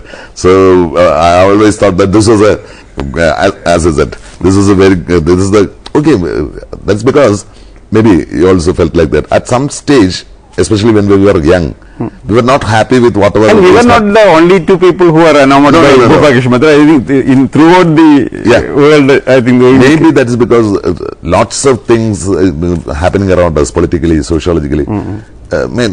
We see those things as irrational. So we always hope for some very rational structure, and mathematics provided with a sort of refuge where everything was perfect, aligned. So it was sort of negating all these things. Actually, this is a very important question I want to ask. There is among mathematicians, among mathematics students as well as the common man, there is a feeling that mathematics is something of like a finished product, which does not move, which does not change. And something like that, something without any change, that's very rigid thing. Such an approach is I think mathematics is usually presented in such a way, and Euclid and Bourbaki are typical models of that. And even every most of the textbooks are written in this fashion. Is it correct description of mathematics? No, not at all. As with every subject, will you please explain the? As with every subject, it's in a process of everything is in a process of evolution. We'll have to. I mean, it will evolve. It will change. Things will change, and again, as I said, to make a simple example. When I study physics, I am getting such a feeling that physics is changing from ancient times to classical times and modern times, the present day. Of course, in the future also, I am very sure that the physics will be changing very fast. Right. I can get early. Literature is changing. Oh yes, definitely so. But the problem is some people are having a feeling that mathematics is something very rigid, which does not change much. Because as I said, the change is not very apparent. The change is not at all apparent. But then, and also, it's only with hindsight. After some time that you look back and see that how these things have changed over the time. For example, at one stage, as we are just now discussing, geometry was supposed to be the cornerstone of all mathematical rigor and precision and everything. Then slowly, because of the non-Euclidean geometry and all that, perhaps even before that, people got more interested in algebraic manipulations. So geometry was sort of put into the background. So for example, if you look at Newton and Leibniz, all their arguments start with geometry and most of the time end with geometry also. But then later when you come to, for example, Newton's discussion on calculus, all have geometric arguments. But when you come to Cauchy, his coarse-grained analysis doesn't have a single picture. He tries to develop the whole of mathematics using only algebraic symbols. Are we coming to the question of rigor, induction and rigor? That also comes into this because there is a curious. In the earlier stage, the more importance was given to intuition, whereas gradually after this arithmetization of analysis, that's right, etc., the thrust is more on the rigor. I think there is because you said that there is a very curious dialectics here, because the very first, as we have been just now discussing, the very first rigorization or making it more precise, that happened in geometry, right? Euclid. But so people started using it, and when we come to Newton and other people, they used it in a very intuitive fashion, this geometry itself. Even though Newton wrote his Principia in the model of Euclidean axioms and their definitions, theorems, etc., his arguments were very, by the current standards, very hazy or very vague.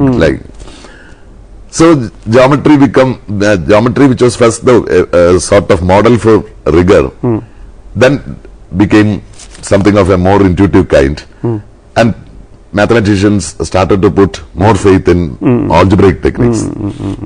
Okay, and then they started using in all kinds of places without thinking about rigor. Then when you come to Cauchy says, I want to bring back the rigor in geometry, and I deny the generality of algebra. But at the same time, he refuses to draw a single picture.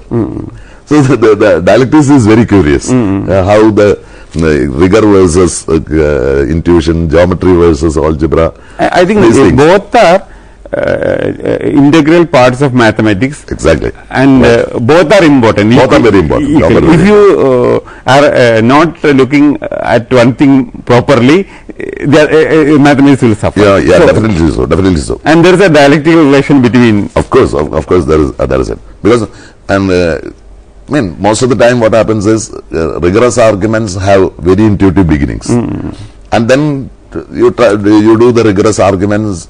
Then after several years, you find that intuitions can go wrong. Doing this, you find that your intuitions are getting better and better.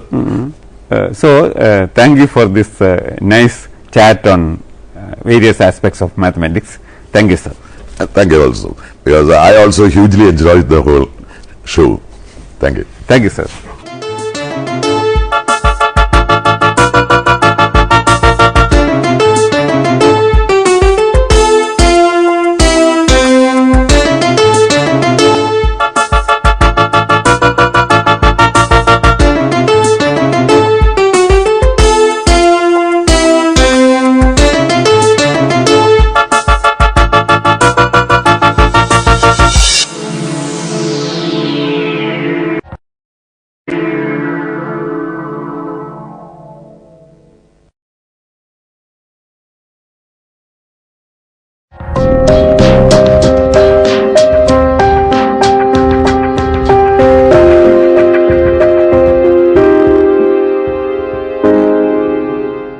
Hello everyone, welcome to a new session on structural databases.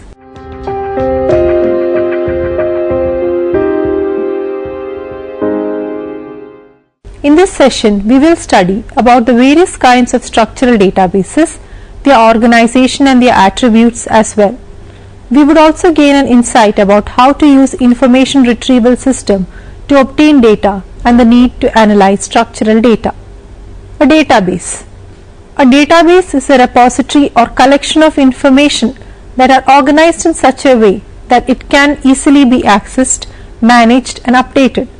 In other words, database may be defined as a collection of related tables that themselves contain lists of records.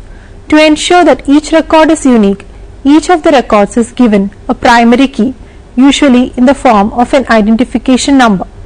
There are basically two different kinds of databases. They are primary database and secondary database. A primary database consists of data derived experimentally, such as sequences and structures of biological molecules. On the other hand, secondary database contains data derived from analysis and annotations of the data present in primary databases. In today's world, the gathering and processing of data constitute a very important part of research. Especially in the field of biology, data collection plays a pivotal role. Databases for protein structure prediction. The journey from a string of amino acids to a functionally relevant protein is not easy, and predicting its structure and function is next to impossible. The problem calls for the prediction of the tertiary structure of a protein from its amino acid sequence. This is highly desirable for the following reasons. The structure of a protein can be directly correlated to its function as a biological macromolecule. Structure prediction using experimental techniques such as X-ray crystallography are time-consuming and expensive in comparison to the structure determination from a primary sequence. Many proteins such as membrane proteins do not lend themselves to the structure solution. The aim of most protein structure databases is to organize and annotate the protein structures, providing the biological community access to the experimental data in a useful way. Data included in protein structure databases often includes three-dimensional coordinates as well as experimental information such as unit cell dimensions and angles for X-ray crystallography determined structures. Though most instances in this case, either proteins or a specific structure determinations of a protein also contain sequence information, and some databases even provide means for performing sequence-based queries.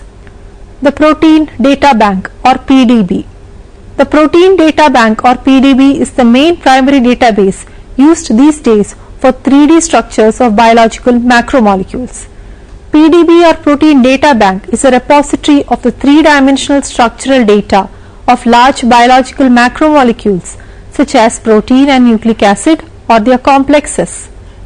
PDB stores the data that are obtained by X-ray crystallography, NMR, electron microscopy. The PDB is the key resource for structural biotechnologists. PDB database is updated weekly. The data in this bank contain details of the atomic coordinates, some structural and additional data computed from the structures. It was originally developed and managed by Brookhaven National Laboratories, but now it is managed and maintained by RCSB. As of November 1st, 2011, the PDB contains the following components presented in the table. In the table, you can see that the various experimental methods which are used for determining the protein structure. X-ray crystallography, the number of proteins determined by this method were 62,894, nucleic acids 1,323, protein nucleic acid complexes 3,053, others 2, getting a total of 67,272. By NMR, the number of proteins whose structure were determined were 7,970, nucleic acids 960, protein nucleic acid complexes 179, others 7, bringing a total of 9,116. By electron microscopy, the number of proteins whose structure were determined by 262, nucleic acids 22, protein nucleic acid complexes 97, getting a total of 381. By the hybrid method, the number of proteins whose structure were determined were 41, nucleic acids 3, protein nucleic acid complexes 1, others 1, bringing a total of 46 structures. Contents of PDB. These data show that most of the data in the PDB are determined by X-ray crystallography. About 12% of structures are determined by protein NMR. From X-ray diffraction method, the approximations of the coordinates of the atoms of the protein are obtained, whereas NMR method estimates the distances between pairs of atoms of the protein. Very few protein structures are determined by electron microscopy. PDB file format. The file format that was used by PDB was called the PDB file format. However, during the late 90s, the macromolecular crystallographic information file format MMCIF was introduced. The details of the file format have been presented in an XML Word ML. The structure files can be downloaded from the PDB web server in any of these formats. The individual PDB files can be easily downloaded into graphic packages using web addresses. By convention, the names of each PDB files start with a number followed by 3 letters like 1 SMT. Abbreviation key. Here are a list of abbreviations which are commonly used in protein structure determination. Header, which denotes the type of protein, COMPND, which is the chemical compound, source, which is the organism name, EXPDTA. In case of NMR data, it gives the number of structures considered. Author gives the author names of the paper. RevDat is the revised date. JRNL, which is the journal information. REMAR, information about the paper in which the protein data was published. SEQRES, explicit protein sequence using 3-letter amino acid code. It also stores non-standard amino acids using arbitrarily chosen 3-letter names to represent a discrete sequence corresponding to multiple chains. It also includes entries for chain identifiers using a single uppercase letter or blank space. FT note or footnotes. FORMUL, formula for the compound. Atom. This describes the orthogonal coordinate system of an implicit sequence and names of each atom. Connect. It describes the connectivity between atoms. Model. This gives the NMR data which contains several models corresponding to different conformations. End, MDL, end of model information. END, end of the PDB file. Contents. The deposited data to PDB are considered as primary data. These primary data may include atomic coordinates, information related to the chemistry of the macromolecule, the small molecule ligands, some data collection details, structure refinement, and some structural descriptors. A PDB entry may contain about 400 unique items of data. Data acquisition and processing. There are three main steps in data processing: data deposition, annotation, and validation. Previously, data was submitted to PDB via email, but now author can submit his or her data online via the PDB auto input tool based on MMCIF developed by RCSB. Within minutes of structure deposition using ADIT, a PDB identifier is sent to the author automatically. For accuracy, PDB files are checked in various aspects such as nomenclature, chemistry of the polymer and ligands, stereochemical validation, etc. In present times, structure factors and NMR constraint files are also deposited along with most of the data files. The author reviews the processed files and sends back after any further revisions.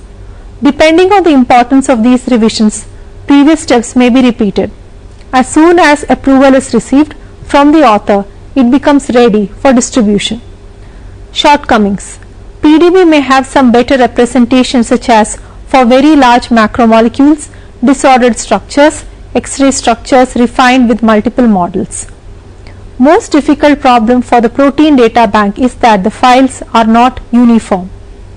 CATH or Class Architecture Topology Homology. The CATH protein structure classification method is a semi-automatic hierarchical classification of protein domains.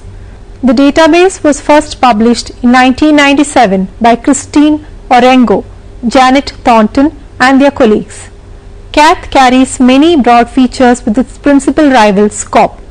CATH utilizes the classification of proteins as the basis of its organization.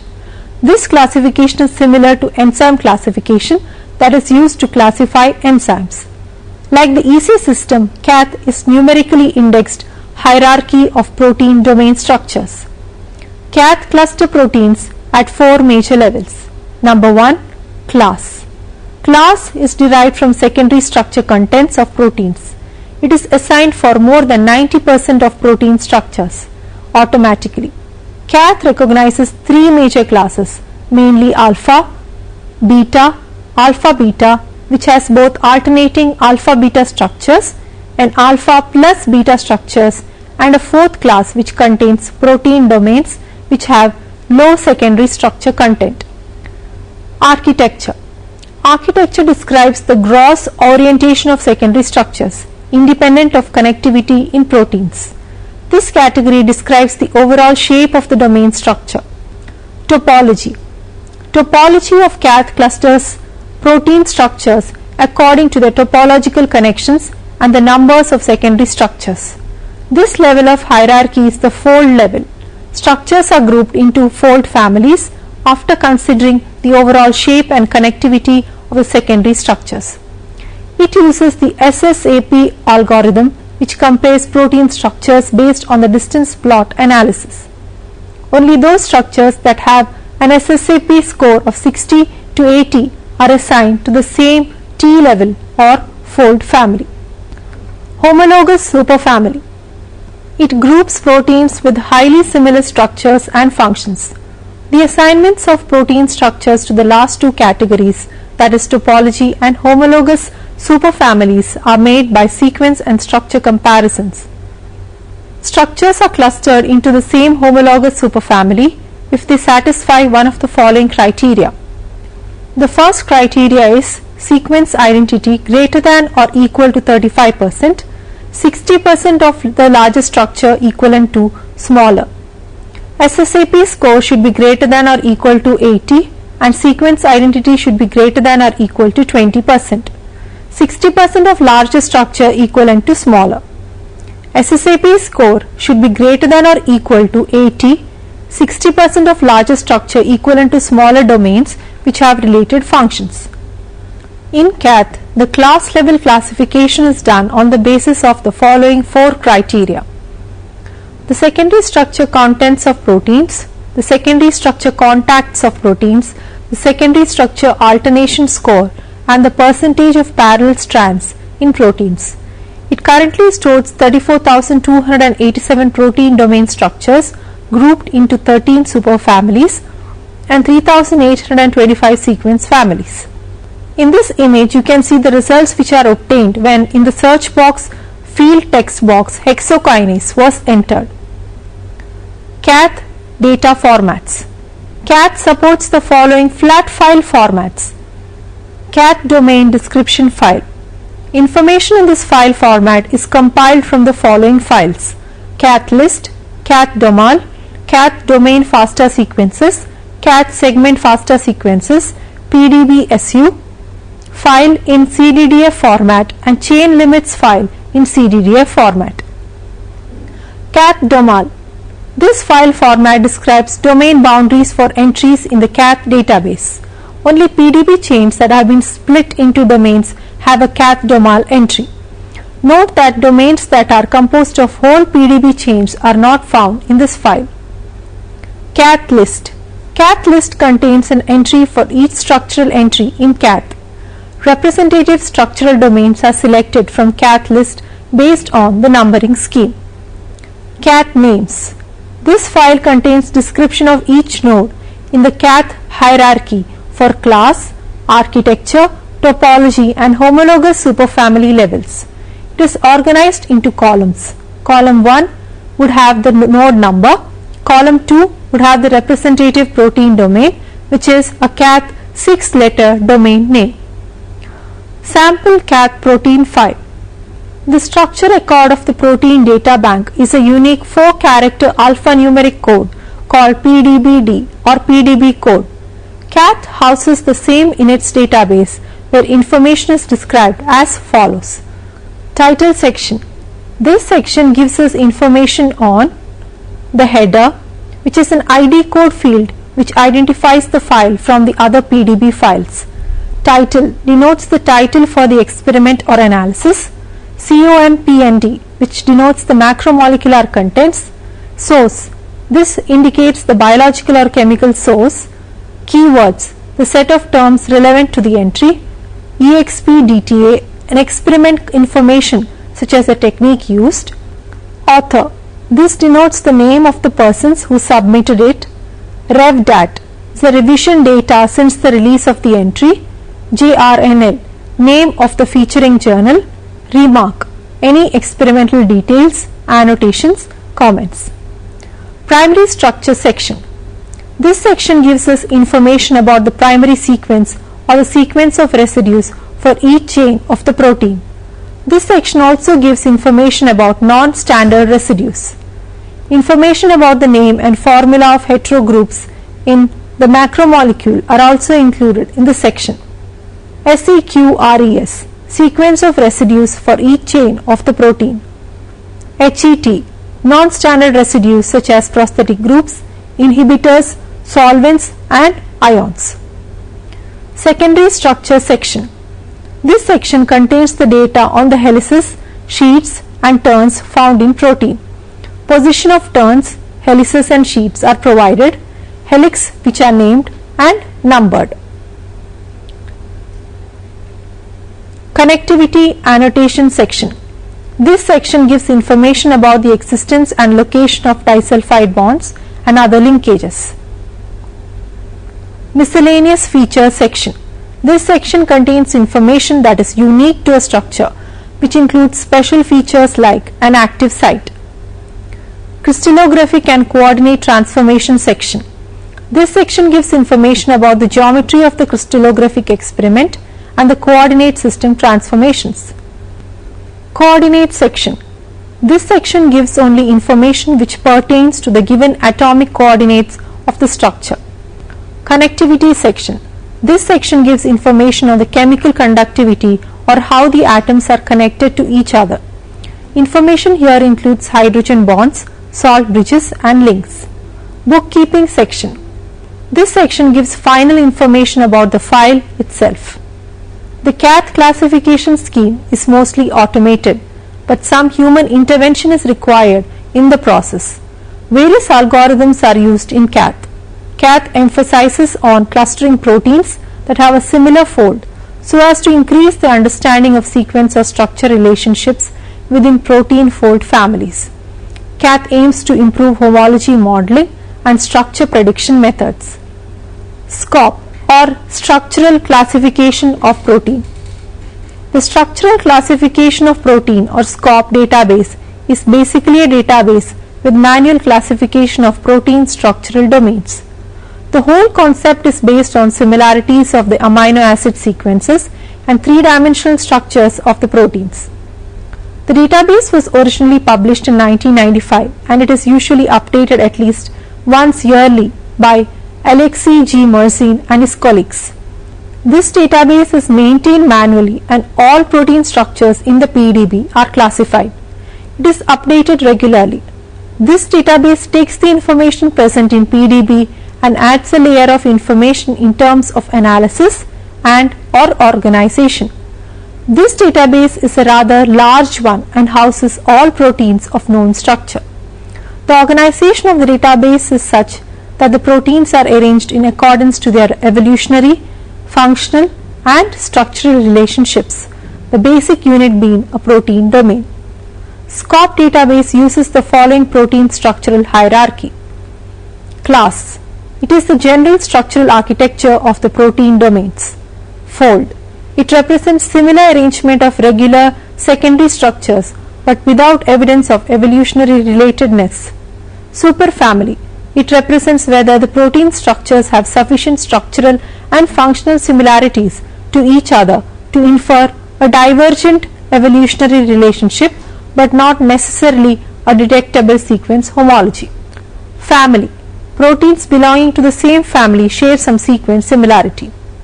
This classification of proteins in SCOP is more significantly based on the human expertise. It is generally accepted that SCOP gives a better justified classification. It is generally the human expertise that is important to decide whether some proteins are evolutionarily related and therefore should be placed in the same superfamily or their similarity is only a result of structural constraints present in the proteins to classify them to the same fold. SCOP has the following classes.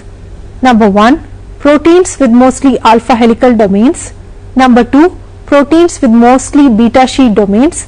Number 3, proteins with alpha or beta domains which contain beta alpha beta structural units or motifs that form mainly parallel beta sheets. Number 4, proteins with mostly alpha plus beta domains consisting of independent alpha helices and mainly anti-parallel beta sheets. Number 5, multi-domain proteins. Number 6, membrane proteins and cell surface proteins and peptides. Number 7, small proteins.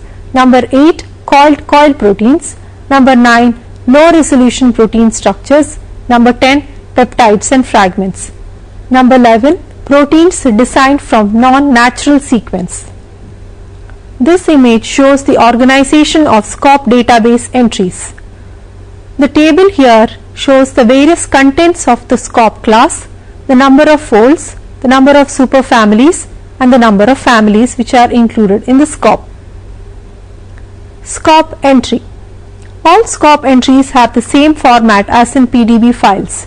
It includes the following: header, it gives the names and data of an entry, title name and briefly describes the content of an entry, deposition lists the people who determine the structure and the date when the data was deposited in the PDB, taxonomy lists the taxonomic assignments for each chain. If all the chains of the structure have the same assignment, only one link is given. Reference links to literature references in PubMed. These citations have been taken from PDB and are linked to PubMed by citation matching. MMDB gives the identifier which can be used to retrieve structure data from MMDB. This unique and stable number is assigned to each new structure when it is entered into MMDB. PDB is a 4-character identifier used in PDB. Clicking the identifier will lead to the corresponding PDB entry. Search or keyword search advanced options for SCOP. SCOP can be accessed by using the following methods. Keyword search of SCOP entries. Enter SCOP at the top of the hierarchy. SCOP parsable files will be obtained. All SCOP releases and reclassifies entry history. SCOP domain sequences and PDB style coordinate files. Let us try to search for a known kinase using the keyword search of SCOP. Once the search page is opened, you need to type in kinase in the text box. Select the search in the SCOP database option and click retrieve information. The next page you will get a long list of returns. Search for a family that is calmodulin like. The result page would show as shown in the following image. Let us now summarize what we have learned in this session. The different databases discussed here provide different information. PDB gives both structural and sequence information of macromolecules, whereas SCOP and CATH have structures based on their evolutionary relationships and folding classes. The structural classifications of proteins are generally obtained from SCOP and CATH. On the other hand, the UniProt or SwissProt database provides the sequence annotations of proteins along with links to the external databases like PDB. All these databases are increasing day by day. There are other databases and some new databases are coming. But the databases discussed here are considered to be the foundation stones of bioinformatics. Here are a few questions for you to work out. Number 1. What are databases? Why do we need databases for protein structure prediction? Number 2. Name some of the important databases used for protein structure prediction. Number 3. Explain how PDB is used for predicting the protein structure and write a note on its limitations. Number 4. Explain how the database CATH clusters proteins at various levels. Number 5. Compare the databases SCOP and CATH. Here I can suggest a few books for your reference. Bioinformatics, Concepts, Skills and Applications, written by S.C. Rastogi, Namita Mendirata and Parag Rastogi, published by CBS Publishers and Distributors, 1993, first edition. Understanding Bioinformatics, written by Marketa Swellable, Jeremy O. Baum, published by Garland Science Publishers, 2008. Bioinformatics, Databases, Tools and Algorithms, written by Orpita Basu, Siminder Kaur Thukral, published by Oxford University Press, 2007. Thank you for watching this program. Let's meet in the next session with a new topic. Till then, bye.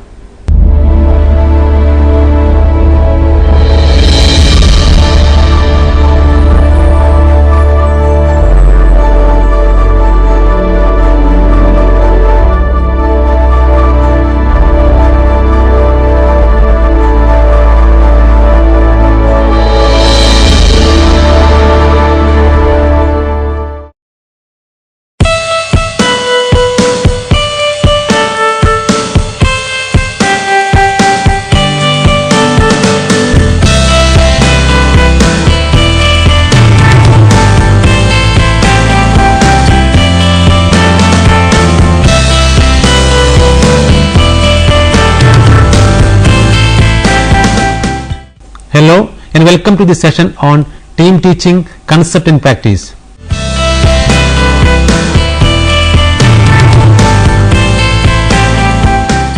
What is the image that first comes to your mind when think of classroom instruction?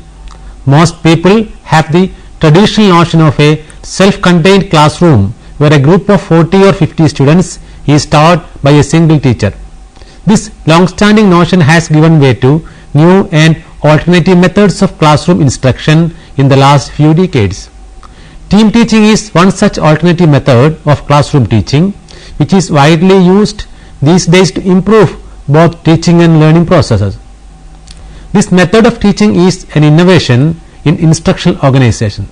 The significance of team teaching as an instructional method lies in the fact that it ensures optimum use of resources as well as expertise. The current education scenario is undergoing rapid changes. The task of instruction has become more demanding and challenging, and the responsibilities of teachers have increased multifold. The method of team teaching becomes extremely important and useful in the current education context. In Western educational systems, this method has been in use since 1950s. However, in India, team teaching is a relatively new method and is in the initial stages of implementation. More and more instructors are adopting this method, especially in higher education, as a means to improve the quality of instruction and optimize the use of resources. In this unit, we will take a detailed look at the concept and practice of team teaching and its different aspects. By the end of this unit, you will be able to define team teaching, state the importance of this method in current educational scenario, trace the history and origin of team teaching, understand the major characteristics of team teaching, state the chief objectives of team teaching, examine the guiding principles underlying this method, analyze different types of team teaching, get a basic understanding of the procedure of team teaching, critically examine the advantages and limitations of this method. Meaning and definition of team teaching. The meaning of team teaching is somewhat evident from that name itself. To put simply, team teaching is an instructional method where a team of qualified teachers jointly carries out the task of instruction in the same classroom. It is different from the traditional method in which the responsibility of instruction falls on a single teacher. In other words, team teaching is a cooperative endeavor where the responsibility of planning and instruction is shared by the partners of a team. This method is beneficial not just to students but teachers as well. Team teaching has its origins in the United States of America. Educational experts agree that the concept of team teaching as we understand it today emerged around 1950s in Harvard University. Later, this concept was taken up by the educators in the UK. As mentioned already, team teaching is a relatively new concept in India and is being used mainly for training purposes. According to some education experts, team teaching method is highly beneficial in countries like India.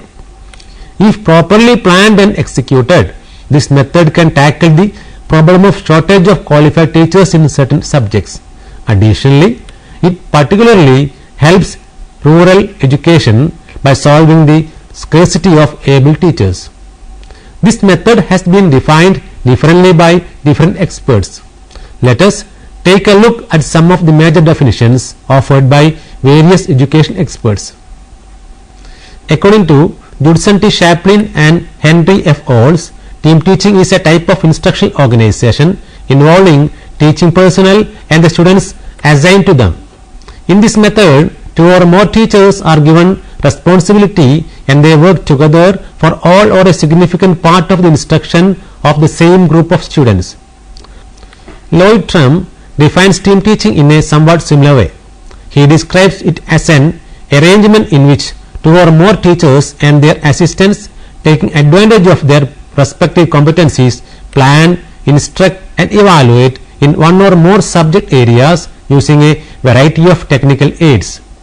Carla Olson's definition of this method throws light on the nature and function of this method. To him, team teaching is an instructional situation where two or more teachers possessing complementary teaching skills cooperatively plan and implement the instruction for a single group of students using flexible scheduling and grouping techniques to meet the particular instructional needs of students. The definition offered by David Warwick emphasizes the significance of team teaching in schools. He defines it as a form of organization in which individual teachers decide to pool resources, interests and expertise in order to devise and implement a scheme of work suitable to the need of their pupils and the facilities of their school. Characteristics of team teaching. From these definitions, it becomes clear that team teaching is a form of instruction organization.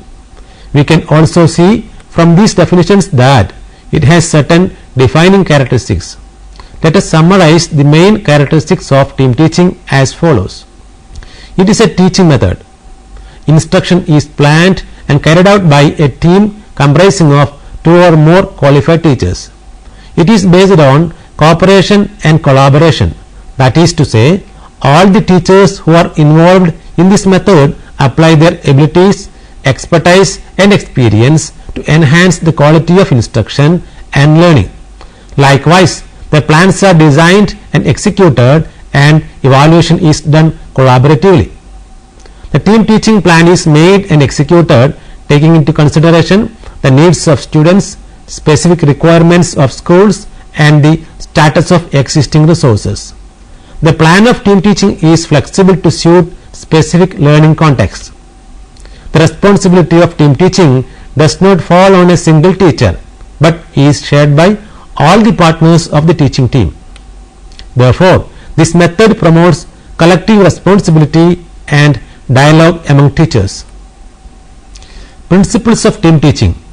If team teaching has to be effective, it has to follow certain guiding principles. Needless to say, teachers should abide by these principles at every step of the process, starting from planning to evaluation. Let us take a look at the main principles of this instructional method. Time factor.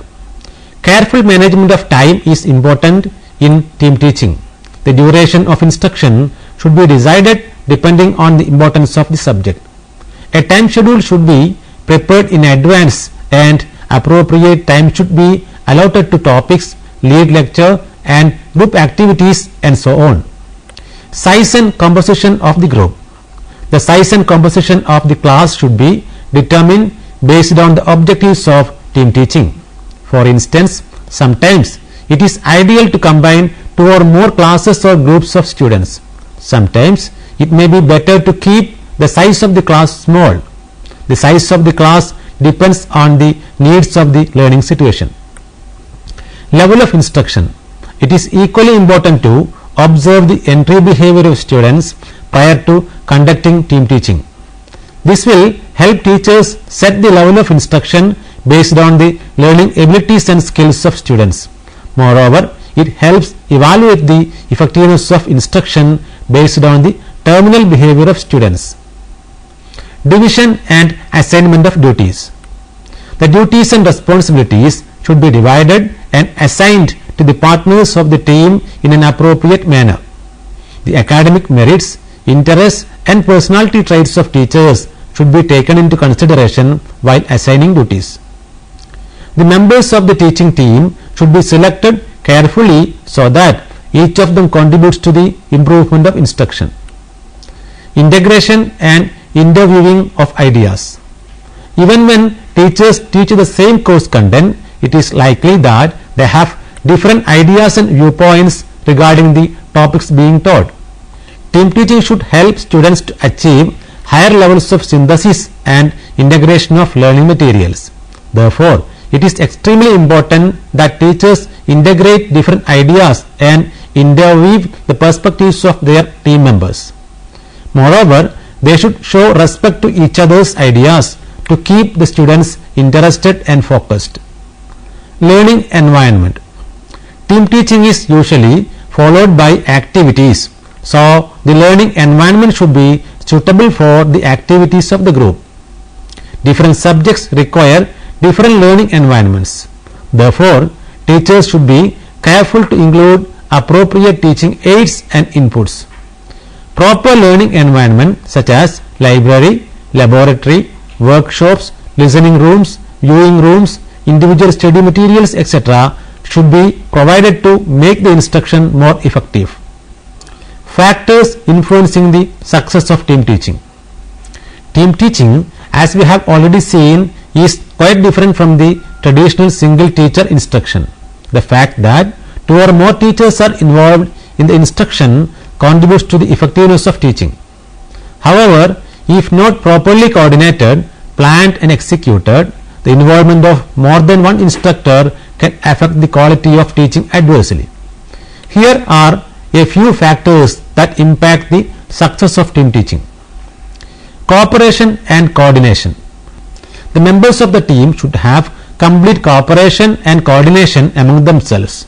It goes without saying that different teachers will have different ideas. So, it is important to have healthy criticisms, debates and disagreements among them.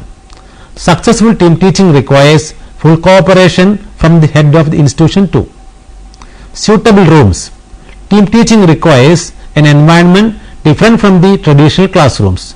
Depending on the size of the group, small and big classrooms should be made available for team teaching. Audio visual aids. When larger groups of students are involved, it is essential to have appropriate audio visual aids such as projectors, film strips, slides, television, graphic aids, etc. The use of aids suitable for the size of the group contributes to the success of team teaching. Willingness of teachers. An important factor contributing to the success of team teaching is the willingness of teachers to move away from traditional instruction methods. Teachers should be open to new ideas and able to think beyond the traditional classroom methods. Proper planning. Planning is the backbone of team teaching. However, the planning required for this method is quite different from that of the traditional single instructor course. The organizational aspects of team teaching should be clear to all the members of the team so that disagreements regarding assignments, grading, evaluation, instruction strategies, etc. can be avoided. Advantages and limitations of team teaching. Team teaching as an innovative strategy of instruction offers many new possibilities.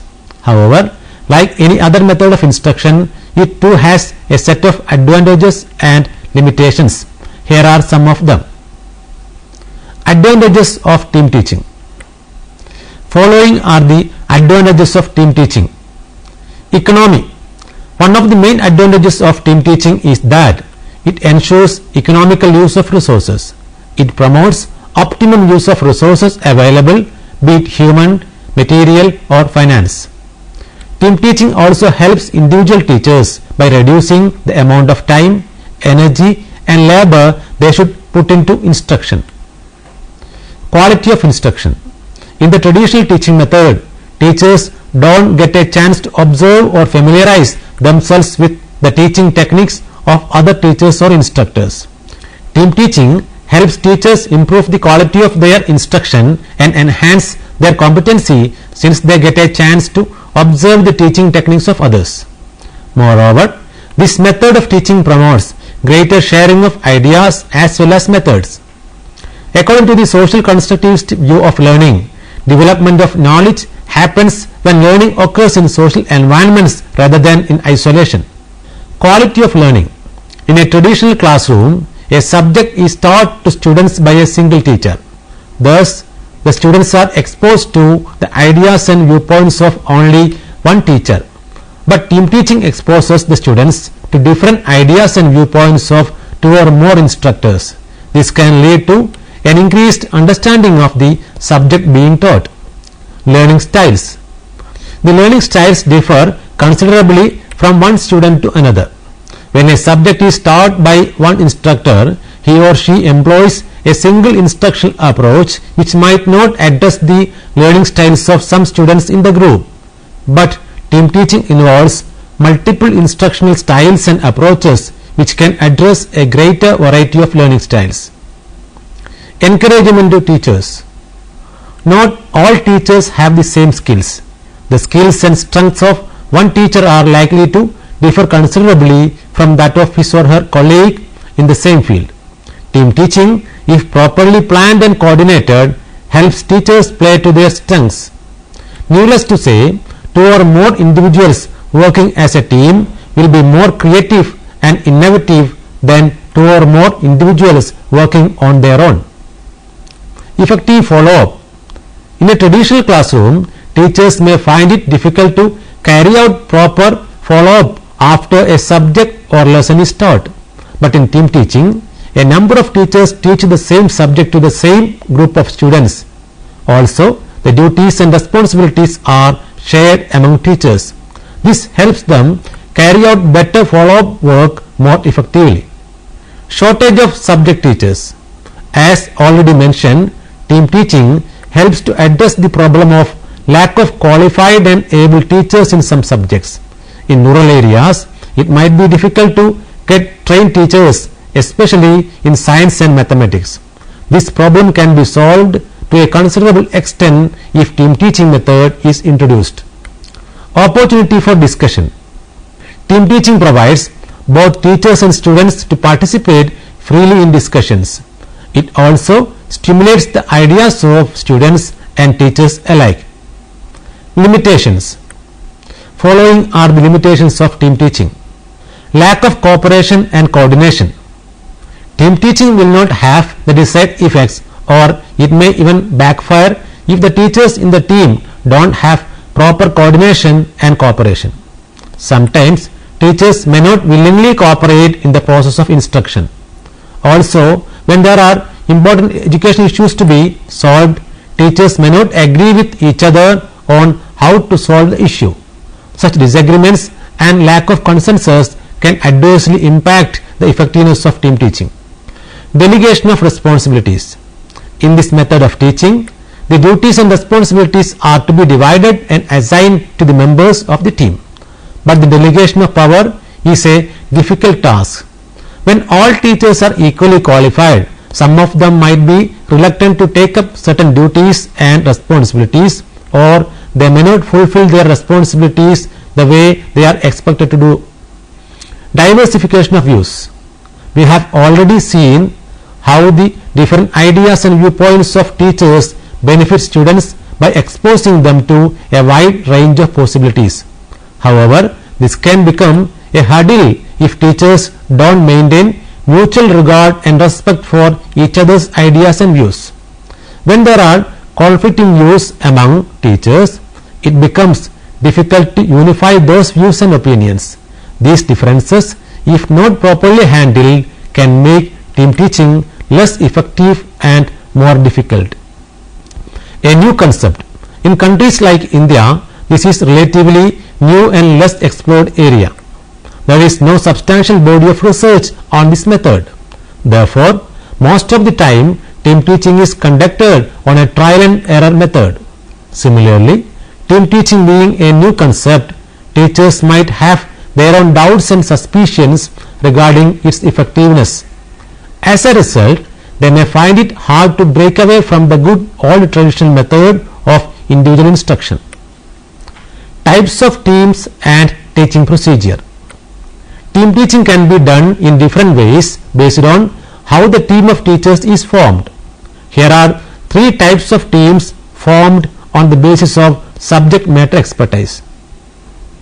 A team comprising of teachers from a single department of a single institution. This is the most feasible type of team teaching, especially for secondary and higher secondary classes. If the department of physics in a school has 4 or 5 teachers, they can form a team and conduct team teaching. However, it is possible only if the department has sufficient number of qualified teachers to form a team. A team comprising of teachers from various departments of a single institution. This type of team is ideal for interdisciplinary instruction. The team is formed by including teachers of different subjects to give training to students. For instance, teachers of physics, chemistry and mathematics can form a team to give training to 12th grade students on how to perform well in medical or engineering entrance examinations or aptitude tests. Likewise, a team comprising of teachers from different disciplinary backgrounds is ideal to give training to B.Ed or Emmrc students. a team comprising of teachers from a single department of various institutions. This type of team is formed by inviting subject experts from different institutions. This works better if a city or district has a number of schools or institutions with specialists in a particular subject. Procedure of team teaching. Team teaching is typically carried out by following a set of procedures. In order to ensure the effectiveness of this method, it is carried out in 3 different stages: planning, organization and evaluation. Planning. In the first stage, a plan is prepared by carrying out a set of activities. First, the objectives of team teaching is formulated and determined, which is then translated into behavioral terms. Secondly, the enduring behavior of students is identified. After this, the topics to be taught are decided and an outline of the topic is prepared. Next is the most important aspect of planning: dividing and assigning duties and responsibilities among the members of the team. This is done keeping in mind the competencies and skills of individual teachers. Once the duties are assigned, the level of instruction is determined jointly by the teachers. In the final step of planning, methods of evaluation are determined and learning environment and learning materials are created. Organization. The second stage is the organization of team teaching, which is done keeping in mind the objectives identified in the planning phase.